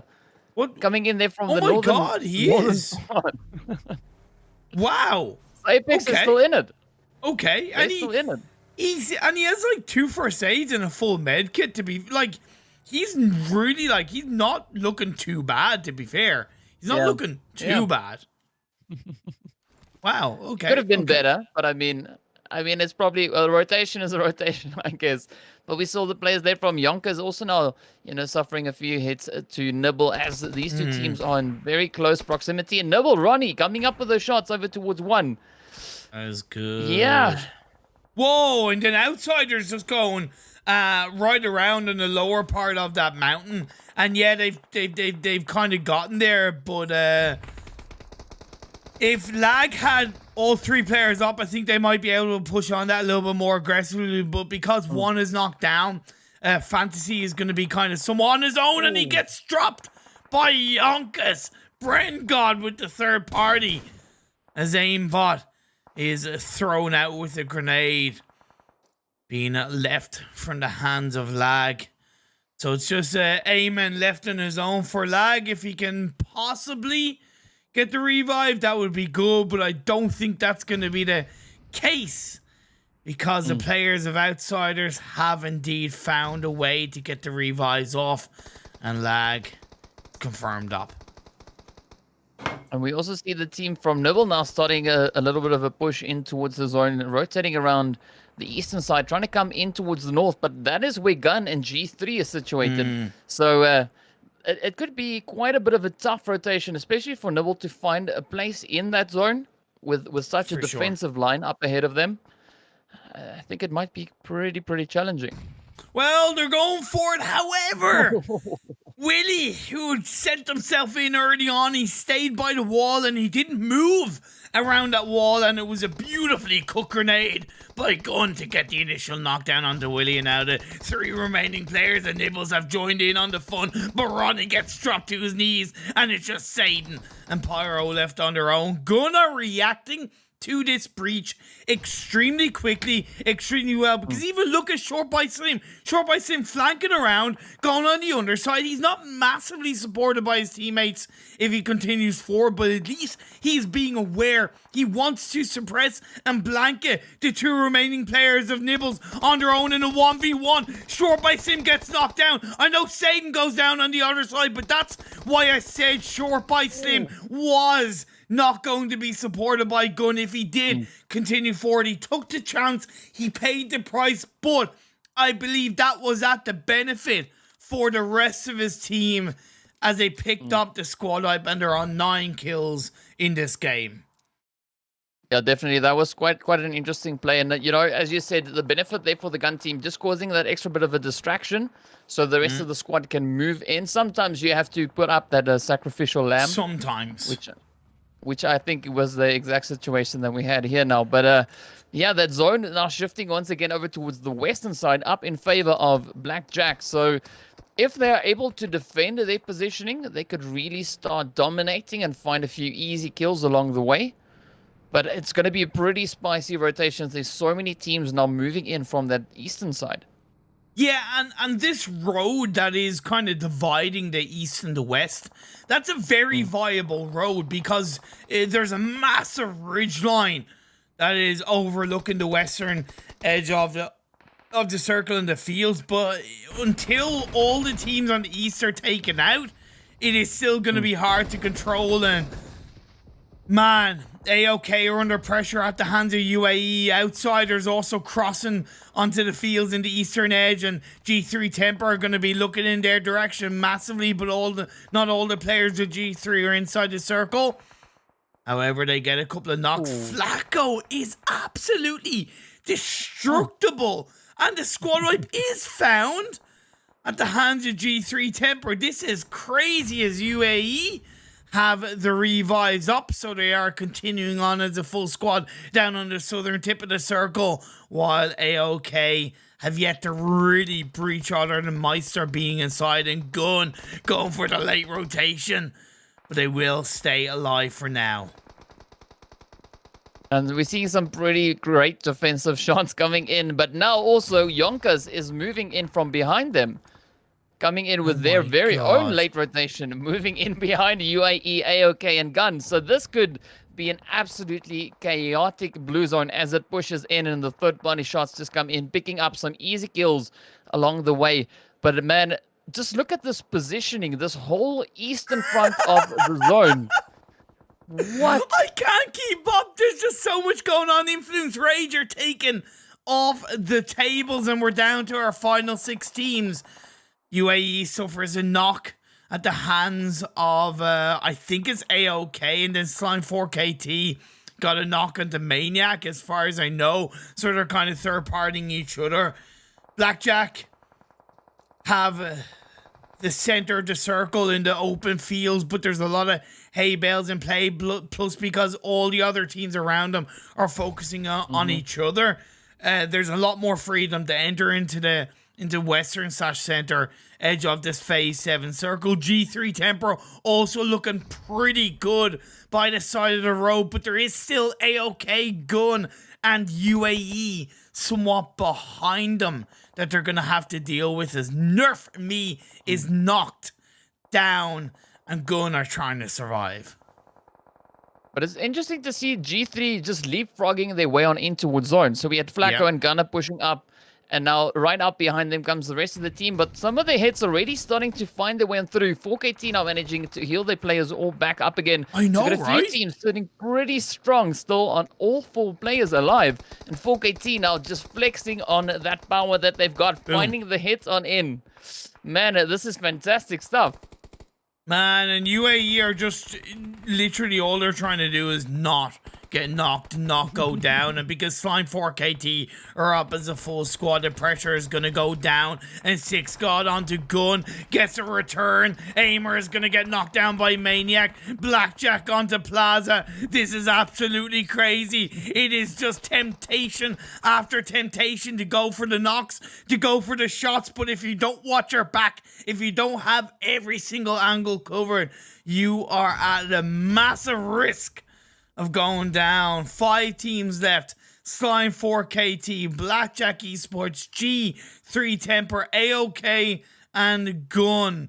But AOK and Gun, they're inside the blue, and I can't see them surviving for much longer as Reverb gets caught out by Flacco. Great awareness by G3, but they can't overpeak that one. No, no, no. As Vile gets dropped to his knees. Great response by G3. Yeah, and as I saw someone in the chat saying it is harvest time, and this definitely looks like it is harvest time, as there's so many players pushing up into these last few zones. Absolutely chaotic results that we're getting in across the board. But 4KT still holding on. G3 now still looking very, very strong, but they still need to squeeze into the zone.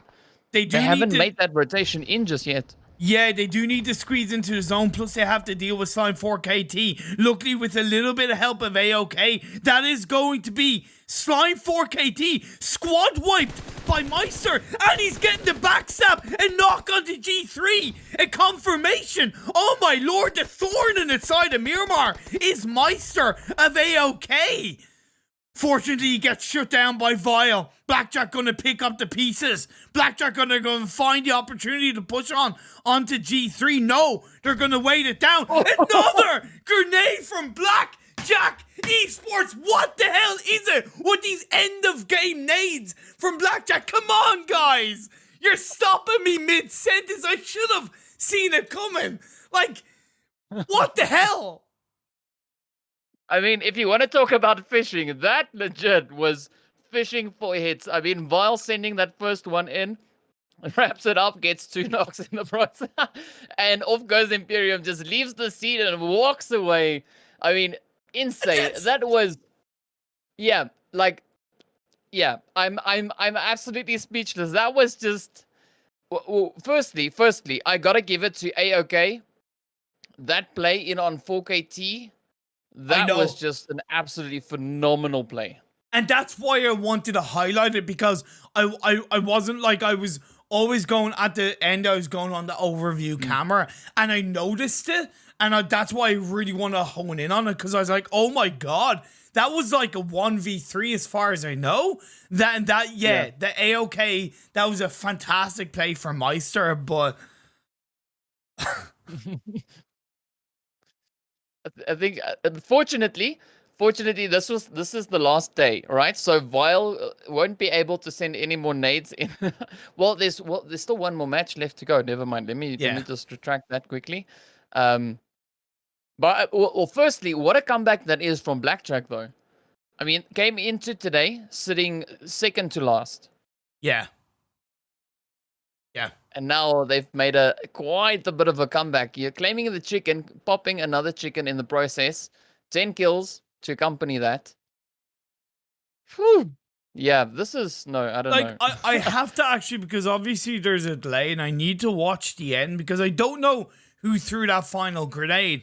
Hopefully I'll be able to see it in the kill feed in time, but I need to know who got that final nade for the side of Blackjack. If it was Vile once again, or if it was somebody else. It was Vile, I'm just like blown away at that. Either way, if you could do us the honors of going through the overall standings of this game 3 in Miramar, my friend. Well, yeah, while you wait for that final thing there. So we had G3 finishing up in second place. You can see, of course, coming in with 11 kills. So that is also very, very well done. AOK over in third place with 6 kills. 4KT, fourth place, 4 kills. Nothing bad with that. We had Gun finishing up in fifth place, managing to accumulate 9 kills along the way. Very decently done. Then, of course, UAE up in sixth place with 4 kills. Well played. We had INF, the players from Influence, finishing up in 7th place with 3 kills. We had Yonkous coming in 8th place with 2. Then, of course, the players from Apex over in 9th place. We had Lag over in 10th place with 1. The Outsiders finishing up in 11th place with 2 kills. Nibble squeezing into 12th place, but of course finishing off their play with 7 kills. We had Existence over in 13th. We had Spaza in 14th. The Dragons in 15th place. 777 in 16th with 1. And then Scrimfarm getting sent back into the lobby empty-handed. Unfortunately, I didn't have and I need to enable it actually on the spectator mode when we get into the last game. The nade tracking feature, right? So it tracks where the nade has come from. I can't quite tell because the game ended so quickly after that. I know Vile did send the initial nade that got, I think, 2 knockdowns on the G3, but I don't know if he sent the next one straight after, right, to confirm that squad wipe, or if it was his teammate across the way. But either way, that ending. Yeah. And also Vile getting another 6 kills. He's gone he's now on 666. The number of the beast. Yeah, he's beast mode engaged right there. Insane. I'm actually blown away by that. Absolutely incredible. 18 kills for Vile in the first 3 games. I don't think I've ever seen a performance like it, to be fair. In scrims, like, obviously I have, but, you know, or at least I haven't seen anything like it so far from an individual player in the 777 Invitational. I should be a little bit more specific in that regard. But yeah, to give a little bit of credit before we do go to a break to G3. G3 Temper had a massively strong game. Like, a massively strong game. Their 2-2 split was phenomenal from phase 2. Their positioning was on point. Their aggression was straight up fire, to be fair. And, you know, 6 kills for Flacco alone speaks for itself. 11 for the team. Overshadowed by Blackjack, no doubt. And, of course, the last player of AOK Meister. But G3 Temper really did have a damn good game. Yeah. I think the downfall there was just those shots that we saw coming in from Meister. Yeah. I think that was kind of the tipping point in the match there. But I mean, yeah, now you know why Vile is called Vile. Coming in with some Vile nades there right at the end. I don't know. I just made it up, but whatever. But let's go with that one. It's okay. I'll give you it. So, look, on that note, let me just set the timer and we'll go for a break just before the last game of the evening and last game of the 777 Invitational League. Like, what a way to end things. What an absolute way to end things here. So on that note, don't go away. We have one more game to go. Back over to Erangel for the final game. And me and DK, we'll see you in a few minutes.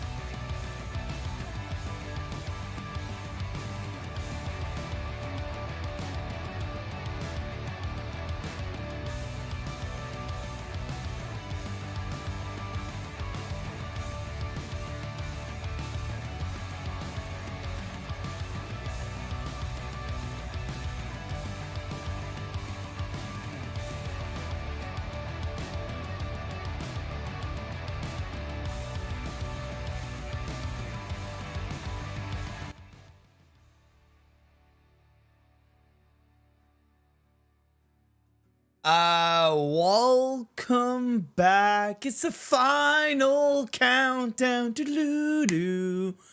Doodaloo-doo-doo. Okay, see, I was going to like do it normally, and then I was like, final countdown. Yeah, let's do a final game of the final day here at the 777 Invitational League with myself, Imperium, and the wonderful, the fantastic, the handsome DKZA. Thanks. What? Like, Yeah, no. I mean, what are compliments between friends? You know, it's like exactly. Like, what would you prefer? Okay, no. Just before I transition, let's go. With the ever wonderful, the ever ugly DKZA. Is that better? Like, I don't know. I mean, you know, tell you, it's in the eyes of can't the win. beholder, I Can't guess. win with these people. Can't win with these people. Give him a compliment. Call him handsome. No. It's fine. You know what? It's okay. While I go have a little bit of a cry. Why don't you take us through the plane path? Well, as you can see, of course, we got a lovely flight path coming in there from shooting range, heading over towards military base. So this is definitely going to be quite interesting to see. I'm expecting the players from Spaza to drop down over in towards military base once again, as that is where they like to frequent, especially if the flight path provides that. But I mean, yeah, this is a very, very decent way to finish off the final match. You know, nice flight path, not too restricting.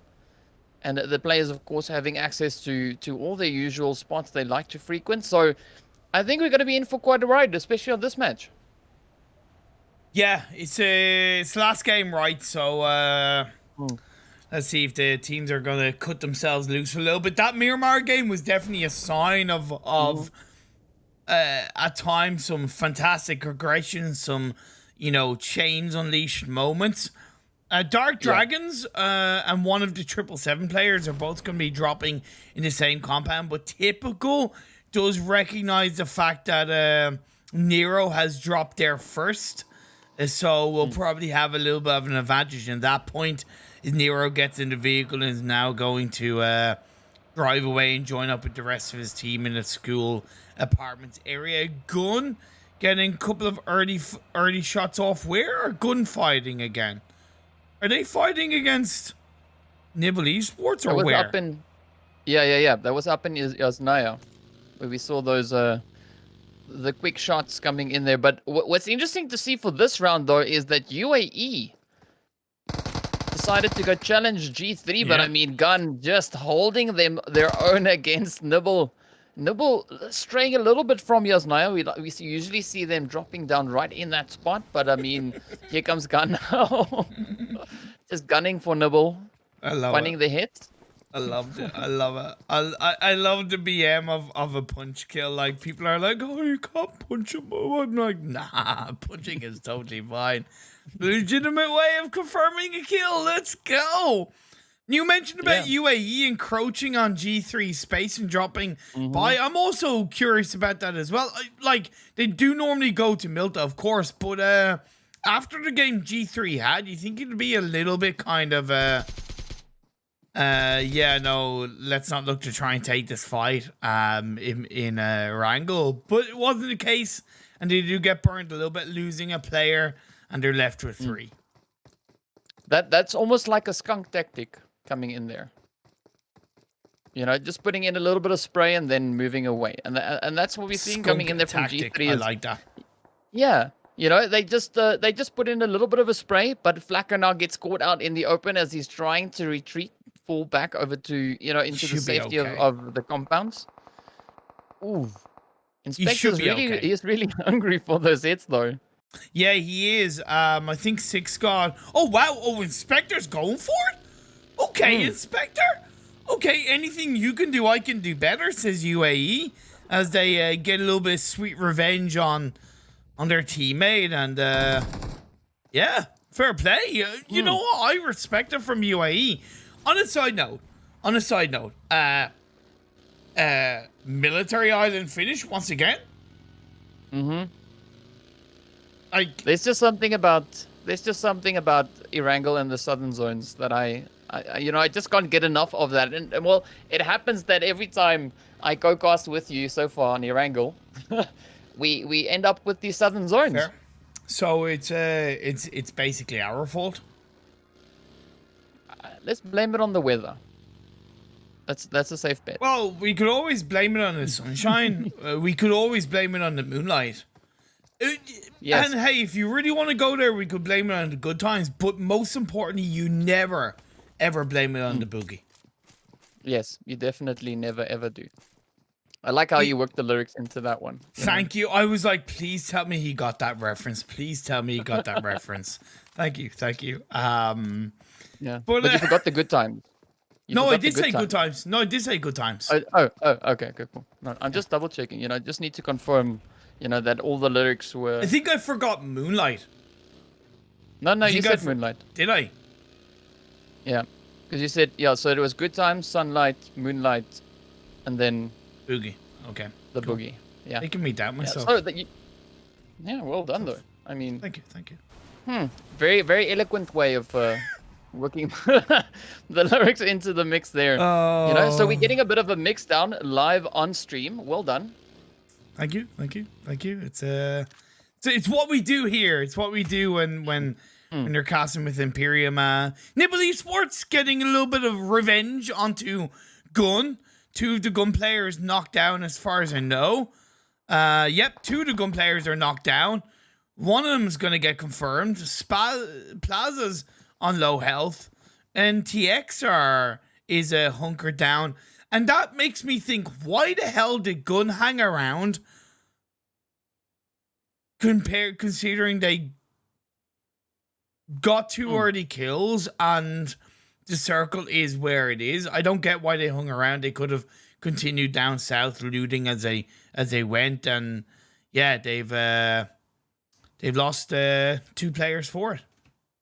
Yeah, I mean, it's a bit of a late rotation that we see coming in. Only starting to retreat now when there's kind of no point almost left to it. Interesting. It's weird. We continue on with the weirdness today. Yeah, for sure. 777.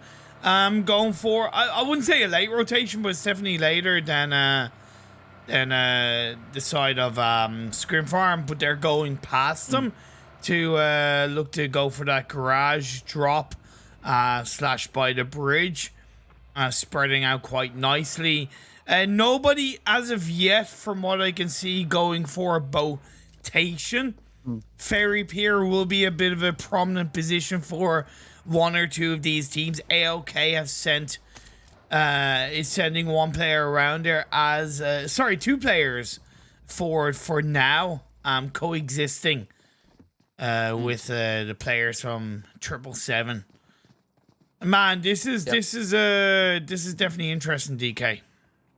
Yeah, but it's like, so AOK just wanted to call dibs on the compound. That's why I think they send out that first player just up ahead. But what's interesting also is that UAE is still applying pressure towards G3. Yeah. They haven't backed down just yet. No, they haven't backed down at all. G3 are technically, I suppose, gatekeeping them on the Eastern Bridge. So we'll have to see how that works out. Aphelion Apex are going on the hills overlooking the warehouse, in which a couple of the 777 players are. And I actually like that by Aphelion Apex. Maybe potentially at risk of being a bit too far forward, but I respect that from Aphelion Apex, that they didn't fully commit as a full squad, presuming it was going to be free, recognizing that they're a little bit late to the party. There could be a team already there. Yeah, I'm not quite sure if they maybe just trying to scout things out, but we definitely see the hits coming in from AOK as they are getting sent straight across over towards 777. I do think that the players from Apex would possibly maybe just scouting things out. You can see Kage taking up that position right behind the rock. He's heard the shots now from AOK over towards 777. And now he's just coming in with what could maybe be a few third parties. Oh, but the Dragons though. Yeah, Yonkous pushed down. Not exactly as a full squad. One of them got knocked followed by the next 2 as they made their way in, and Brent God is left on his own. And Dark Dragon's looking for the shots off, and Brain God will survive for the time being. The fight is breaking out now between G3 and UAE. Gunner's knocked to the floor. I believe you touched upon that, if I'm not mistaken. So now it's up to Six God and Shady to hold things down between the lower cliffside and the garage. Revive is being pulled out. However, with Maniac on one side and Spectre on the other, I don't know if Six God is going to be able to deal with that fantastic grenade being thrown out by Maniac. Separates Six God and gets the knock once again onto Gunner. Yeah, and here they come now, rushing in full force. I mean, this is beautiful aggression that we see coming in here from UAE. The way that they are just able to split up G3. Oh, Perfect. And they seal the deal. I mean, that was a pretty decent push coming in from UAE. That was really like that one. Really clean. Really clean. They pincered, they blanketed, they did exactly what they needed to do. On a side note, did we lose a squad? And did we lose 777 in all this craziness? 777. And now Aphelion Apex are contesting the garage against AOK, plus with Scrimfarm third partying. I suppose I'm not surprised that we did lose one squad, considering how many were around the Western Bridge, right between the Hills garage and the bridge compound. As a Molotov is thrown out, AOK are in the shack trying to stay alive, trying to survive as they throw out the smoke so they're not being third party pressured by Scrimfarm above. Of course, Aphelion Apex do need to be aware, but they're using that 3-man advantage and pushing quite effectively as they get a double knock. They get the squad wipe, and that was a great push by Aphelion Apex. It's not done yet. Oh, 7 is still just hanging around there on the outside, just trying to sneak in with the shots, and there they go, confirming the squad wipe. Perfect. Yeah, that was beautiful push coming in there from Apex. Really just capitalizing that chaos. I thought it was finished, to be fair. That's why I really thought it's finished, because I had a quick look at the map and I was like, I think that's finished. But no, you were dead right, it wasn't. It's still a fantastic push from the side of Aphelion Apex, taking advantage of the smoke so they weren't going to get third party by Scrimfarm. Now the circle on phase 2 shifts down south. Once again, in the hollow lands of Military Island, UAE have an easy path line on the Eastern Bridge, but it's that coastal mainland side between Scrimfarm and Blackjack Esports that's going to go down. The battle for the coastal line play is going to come through. Vile's still alive. Let's see if we can chuck up a couple of random grenades. And then Slime 4KT behind can help make a Blackjack sandwich.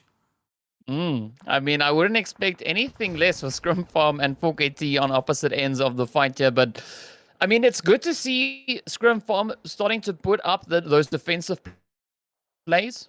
You know, we did at least also see that the chicken dinner that they got in our first visit on Erangel, so I'm hoping that they could continue forward with that momentum, keep that flow kind of going, you know. But the third partiers just became the third party as Influence Rage Africa come in to get a knock on the Pronto, confirmed that kill sign 4KT kind of realized that, so they're going to have to be pushing forward into those compounds, and that puts a little bit more pressure onto Zane, the last remaining player of Blackjack Esports. So this is becoming like a little bit of a tin of sardines between these 4 teams. Influence Rage, Slime 4KT, Blackjack, and Scrimfarm on the coastal mainland position of Erangel. Yeah, and we've got that rotation as well now coming in from Existence. They're making that. Nice. There we go, see. Yeah, nice rotation in. But strangely enough, the Dragons and Yonkous are still in the blue zone. Over towards Malta Power. Okay. Okay. At least Brain God has got a vegan. On a side note, we have 12 teams, but there's only 30 players alive. That's why, like, phase 2 looks so barren and it looks so empty, because we're down to 30 players, even though we have 12 teams alive. Obviously, 3 or 4 kind of one-man teams, and we've lost quite a good few players across the board. So, yeah, this is going to be a little bit quieter. Yeah. We still see quite a few shots though flying across. 4KT Storm getting a few hits coming in there from Rage as they pushed forward. As you can see, of course, also on the screen, the players there from Apex now making that quick dash across over on towards that military island. But what's interesting to see for this round is that Spaza did not rotate out of the island. I think they learned from that first map. They did, but they only started as a duo, so they're not gonna make any. They're not gonna make any extra risks on a rotation as a duo, right? So it makes even more sense. But that's okay, because that's adaptability, right, DK? That is adaptability, learning from game one as well as adapting to the fact that they're as a duo. So you're dead right, and really well played by Spaza Gaming. Yeah. Now we're just waiting to see what the zone's going to bring. I mean, we've got a few teams. Everyone is pretty much in zone, aside from Nibble, the Dragons, and Yonkous. And the last player of Gun as well, Plaza.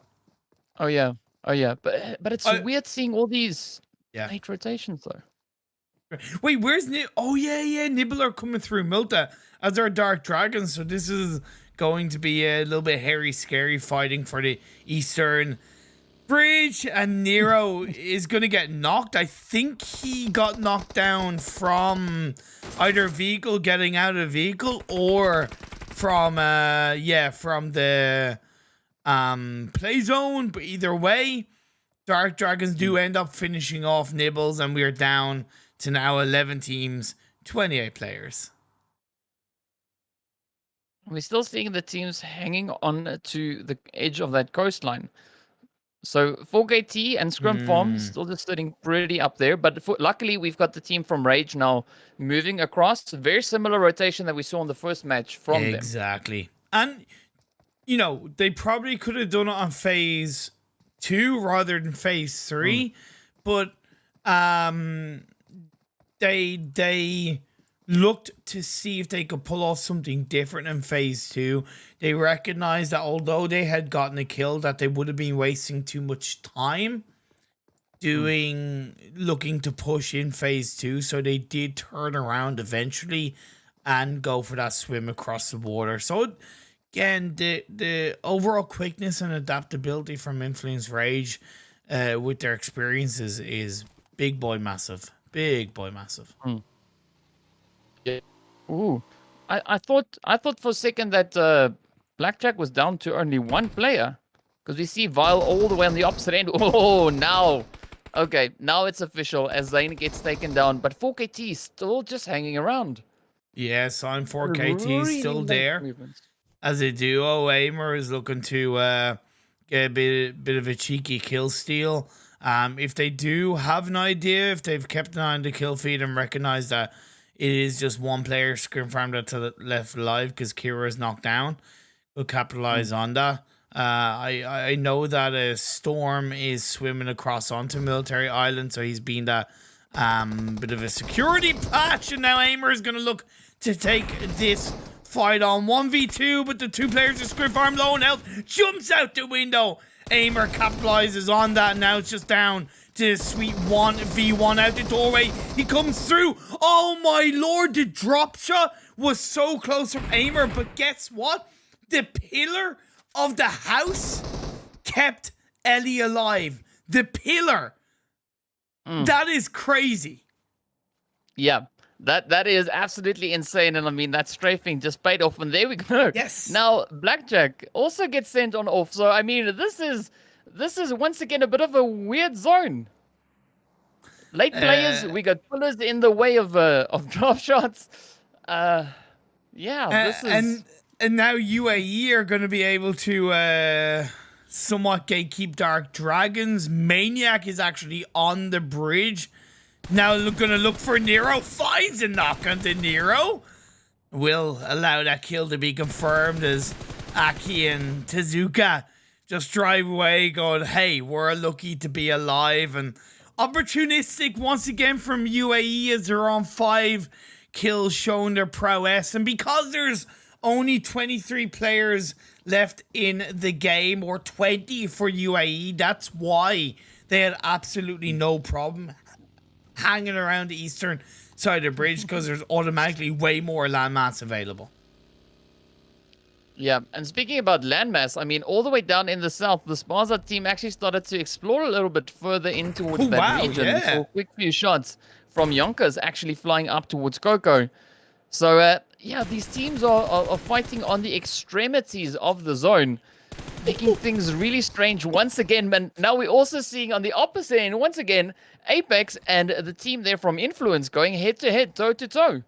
Head-to-head, toe-to-toe, head, shoulders, knees and toes. Knees and toes.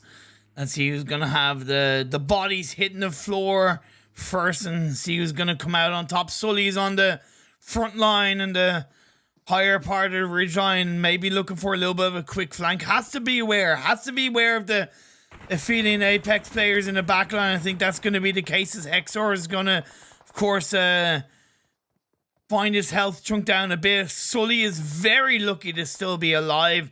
Just a sliver of health left.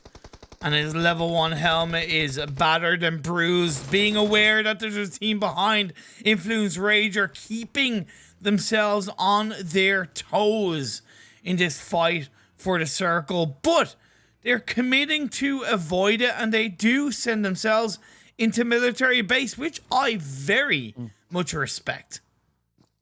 Yeah, a very, very decent rotation coming in there. But I mean, how's that positioning from the Dragons also? Just moving in. And yes, you were looking over towards Plaza there, finding that shot in on Scrimfarm. So, right. And that is sometimes the beauty that we see with these solos coming in. You know? Yeah, of course. Because it's still only phase 4 blue, and yeah, it's going to become a lot more harder to manage on phase 5. But phase 4 is kind of like that spot where, hey, you know, I'm okay. I'll be aware, but if you can pick up a kill or knock in the blue in phase 4, happy days. Ooh. We see Existence also now coming in with a 2-2 split. Yeah. That makes sense. That makes sense on the 2-2 split, because when you have the airplane kind of fields and the airstrip, and you also have the bunkers, I think it really makes sense to have a 2-2 split, because you're going to be able to react a little bit more effectively to the circle shifts, as well as just covering more ground. We're able to sideswipe and maybe pick up a little bit of a cheeky kill. Storm, the last player of Slime 4KT, has found his way into the circle. You have Spaza Gaming, the last 2 players alive, coming in from the south, and Yonkous Brengod, the last solo left for his side, also being on the southwest of the circle, as the next phase is about to pop up. And it centers up extremely nicely. But this is going to be a super interesting finish, though, with all those compounds and also the field in that southern region. It really it's going to be quite challenging. It is going to be challenging, and that's why the 2-2 split from Existence was pretty beneficial. I know Hellboy gets knocked down by Sleepy of Influence Rage, but at the end of the day, it's a little bit of an anchor point for the other 2 members of Existence to push into the circle from the south edge. If Aphelion Apex do get a bit of a cheeky third-party knock and kill onto Influence Rage, but look at where they are. They're you know, look, or at least look where Blessing is. He's on the tower, a massive scaffold tower inside military base, overlooking all of these players and teams and feeding that information to the rest of his squad. Yeah, a really, really advantageous position that Blessing is in. Unfortunately, the zone is also right there, so it's not going to be a crazy rotation to try and get into zone. Just a quick run down the staircase, you know, and, you know, Bob's your uncle in the zone. So, yeah, it's going to be interesting to see how long Blessing is going to be holding that position. But I'm also looking towards Scrimfarm as to how they're going to try and squeeze into the zone. They are caught on the edge. Apex up ahead of them, as well as Storm. So if they play it nicely, they could maybe just manage to sneak into the zone, potentially undetected. Yeah, they could. But look at UAE. They're pretty far away now. Fair play. Sahil finds a knock on the Coco, so it's kind of good and they'll look to push on that, even though it's outside of the circle. No. Inspector's going to drive forward. Existence, the two players who are on the very southern edge of the circle looking to take shots off. Inspector does find a way in. Sahil and Maniac will follow suit on their own separate vehicles, but because it's a little bit too far away, Sahil is going to survive just like that. And then Inspector with the Groza on the Zodiac. That little bit of a bait, that little bit of a distraction. UAE do find a way in. Then Spaza Gaming also going to drive up and will send themselves into the satellite dish square. Whoo, baby. Okay, that was desperate times, desperate measures but for the most part. Existence, the two players who are now pinched in between UAE and Spaza Gaming. It's not going to be looking too good for them as Yonkous are out of the game. I mean, that was a beautiful shot from UAE on that. Yonkous came flying in with the glider. Yep. And UAE just picked him out as he was elevating, getting that elevation in. And then it just, man, it was such a cinematic shot, actually. Just watching that thing explode, the player dropping and the glider still just gliding into zone. But beautifully done by UAE. Oh, now just capitalizing on that positioning, finding their heads in towards Existence. And that's where I don't get why Existence didn't join up as a full squad on that last circle shift when the two players had the anchor point on the east, right? They could easily have joined up. I know one of their players got knocked, but come on. You have to make those calls. You have to make those shouts. There's a reason why a 2-2 split is viable, but you didn't capitalize off that and you paid the price, my friends. You absolutely paid the price. Yeah, I think it essentially all comes down to timing. I mean, like I said, and we saw that beautiful 2-2 split from G3 coming in the previous match, but they managed to group back up in time. Exactly. When you leave it too late to group up, it makes it harder to follow through. And Scrimfarm go down. UAE are just picking up kill after kill. They're on double digits, DK. 10 kills so far for UAE in this game as they try and find a position on the edge of the circle. But Stormy, assigned 4KT, gets one with the play zone claiming another victim of UAE, and Inspector is left on his own. Is luckily on the very, very edge of the blue zone. He can feel the blue zone as Storm feels the bullets of Influence Rage Africa as we are down to our final 3 teams. But this has been an absolutely insane play coming in here from Inspector. I mean, he's already been able to rake in 6 kills. Wow. Just by himself. Wow. So he's really having a blast here today. But I mean, now this is going to be an interesting one. We've got 2 sets of duos and a 3-man team coming in from Apex. And the interesting thing about this is there's a lot of little kind of walls, statues, containers that all of these kind of players and teams that either are outside the circle or are on the very edge that they can use to kind of maneuver and find that position. It's harder for Influence Rage, which is why they throw out 2 or 3 smokes. Actually, I think like 5 smokes to try and protect themselves as they will look to move across the way from Aphelion Apex. But once they get to those containers, that's going to be all good in the hood as Maniac Inspector look to put pressure on the Hexor, who's on his own for Aphelion Apex. I like that from Aphelion Apex, although the risks are there as Hexor could get spotted on his own, and Maniac Inspector had to try and avoid Influence Rage, separates him quite nicely, but down on the oil cans, the oil drains. UAE are going to push in and they're going to prone down. This is crazy. But Maniac stays surviving. Oh, look at that nade, though. Wow. Sleepy timing that one just absolutely perfectly, sending it straight in towards Maniac. Fortunately, we're not going to see any crazy nades to finish this one off, I don't think. Not worthwhile. The crazy nade flinger. The crazy nade flinger getting sent into the lobby, and yeah, this is. I mean, I'm loving the way how how UAE has been moving into the zone, just utilizing the hard cover, flanking their way on in. But this is where I hope to see Apex potentially clutching this one out. Apex do have the body advantage 3v2v2.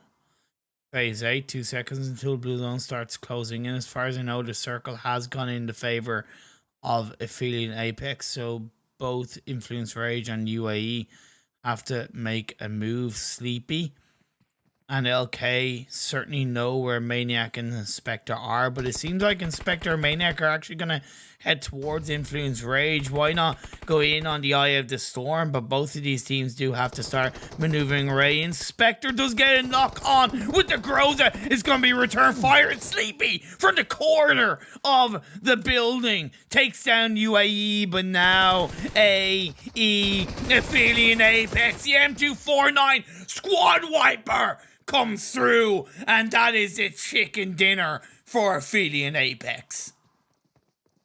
Man, I love it when I call this stuff. It is just amazing. Well played there to Apex, really just capitalizing on their body count. As you mentioned, they are having 3 players alive in this late phase of the game. Just being able to move in, get those kills, and just placing themselves in such positions that they could just easily find those shots. I mean, well done, well played. And I think one thing that also especially helped was that positioning we saw from Blessing up on the scaffolding. You know, as the zone moved into military base, a lot of information that they were able to gather from that positioning. So yeah, well done. That went really smoothly for them there. And I mean, of course, absolutely phenomenal pushes that we also saw coming in from UAE throughout the later part of this game. For sure, absolutely for sure. UAE, yeah, man, UAE, what a game. Inspector with 7 kills. Aphelion Apex, they deserve a lot of credit, to be fair. I would argue, you know, the top 3, Aphelion Apex, Influence Rage, and UAE, all played this game, you know, near perfectly, to be fair. Because remember, there was a point where Influence Rage, they could have taken fights against Sign 4KT.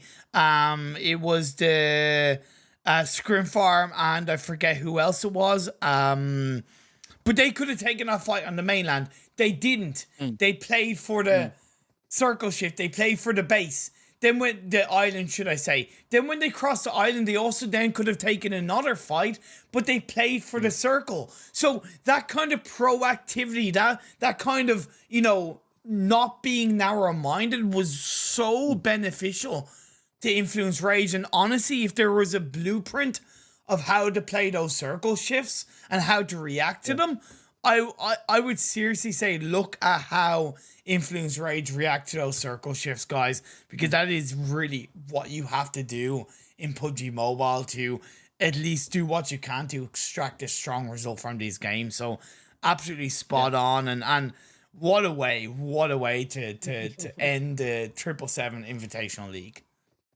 Yep, that was a absolutely insane play. And I mean, so, and it was 2 times now today that we saw the players from Influence, you know, making that rotation all the way from the mainland over towards the military island. The positioning also in the second match was very similar to what we saw in the first Erangel match.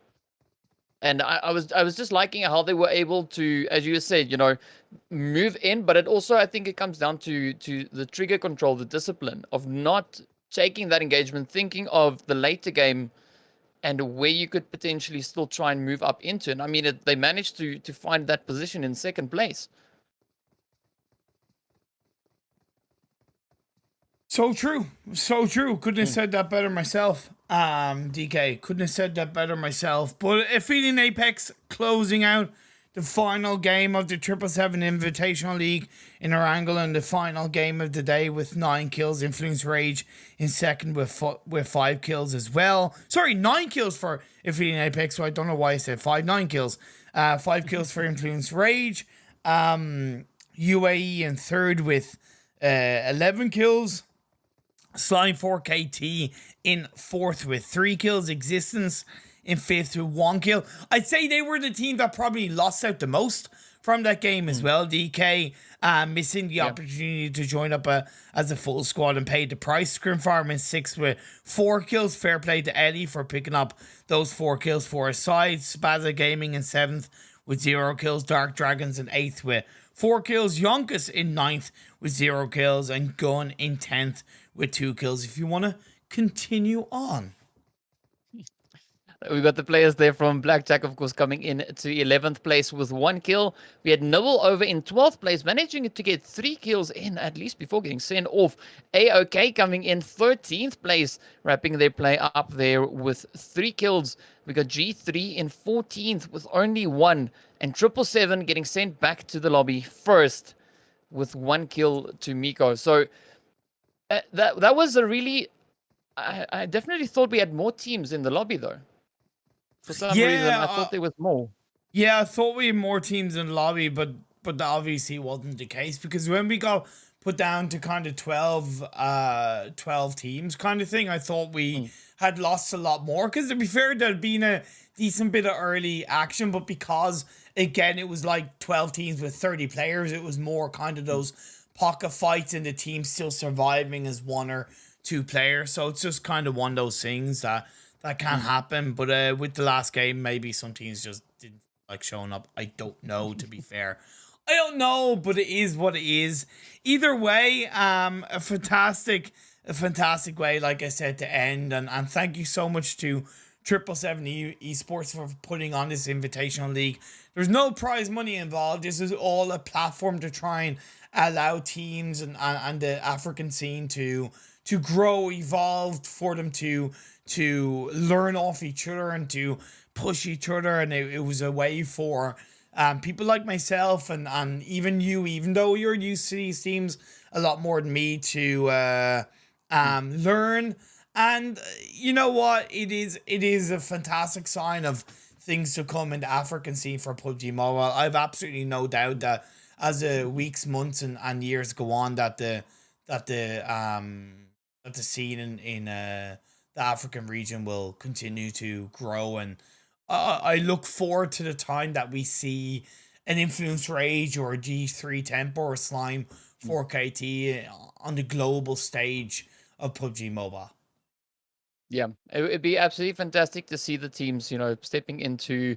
We've seen some of them already play in PMCO, but, to make their way on up into PMPL, PMGC, that bigger stage, it would be absolutely great for Africa. And, starting on a platform like this, providing the teams with the opportunity to practice, I mean, what more would you look for? Exactly. So on that note, thank you so much to yourself, DK, for joining me today and the other days. Thank you so much, as I said, to 777 for putting on this event and the league. Thank you so much to everybody for tuning in on today's broadcast and all the broadcasts that I've shown for the 777 Invitational League. If you want, you can follow me over on Instagram and Twitter at EVT_Imperium. You can also follow DK at DKZA Gaming on Facebook, Instagram, Twitter, and even on YouTube to show up. There you go. Go subscribe to him on YouTube. Show him the love. But on that note, have an absolutely wonderful evening. Have a wonderful day, night, wherever you are. Stay safe. Stay awesome. Look after yourselves. And I'll see you all next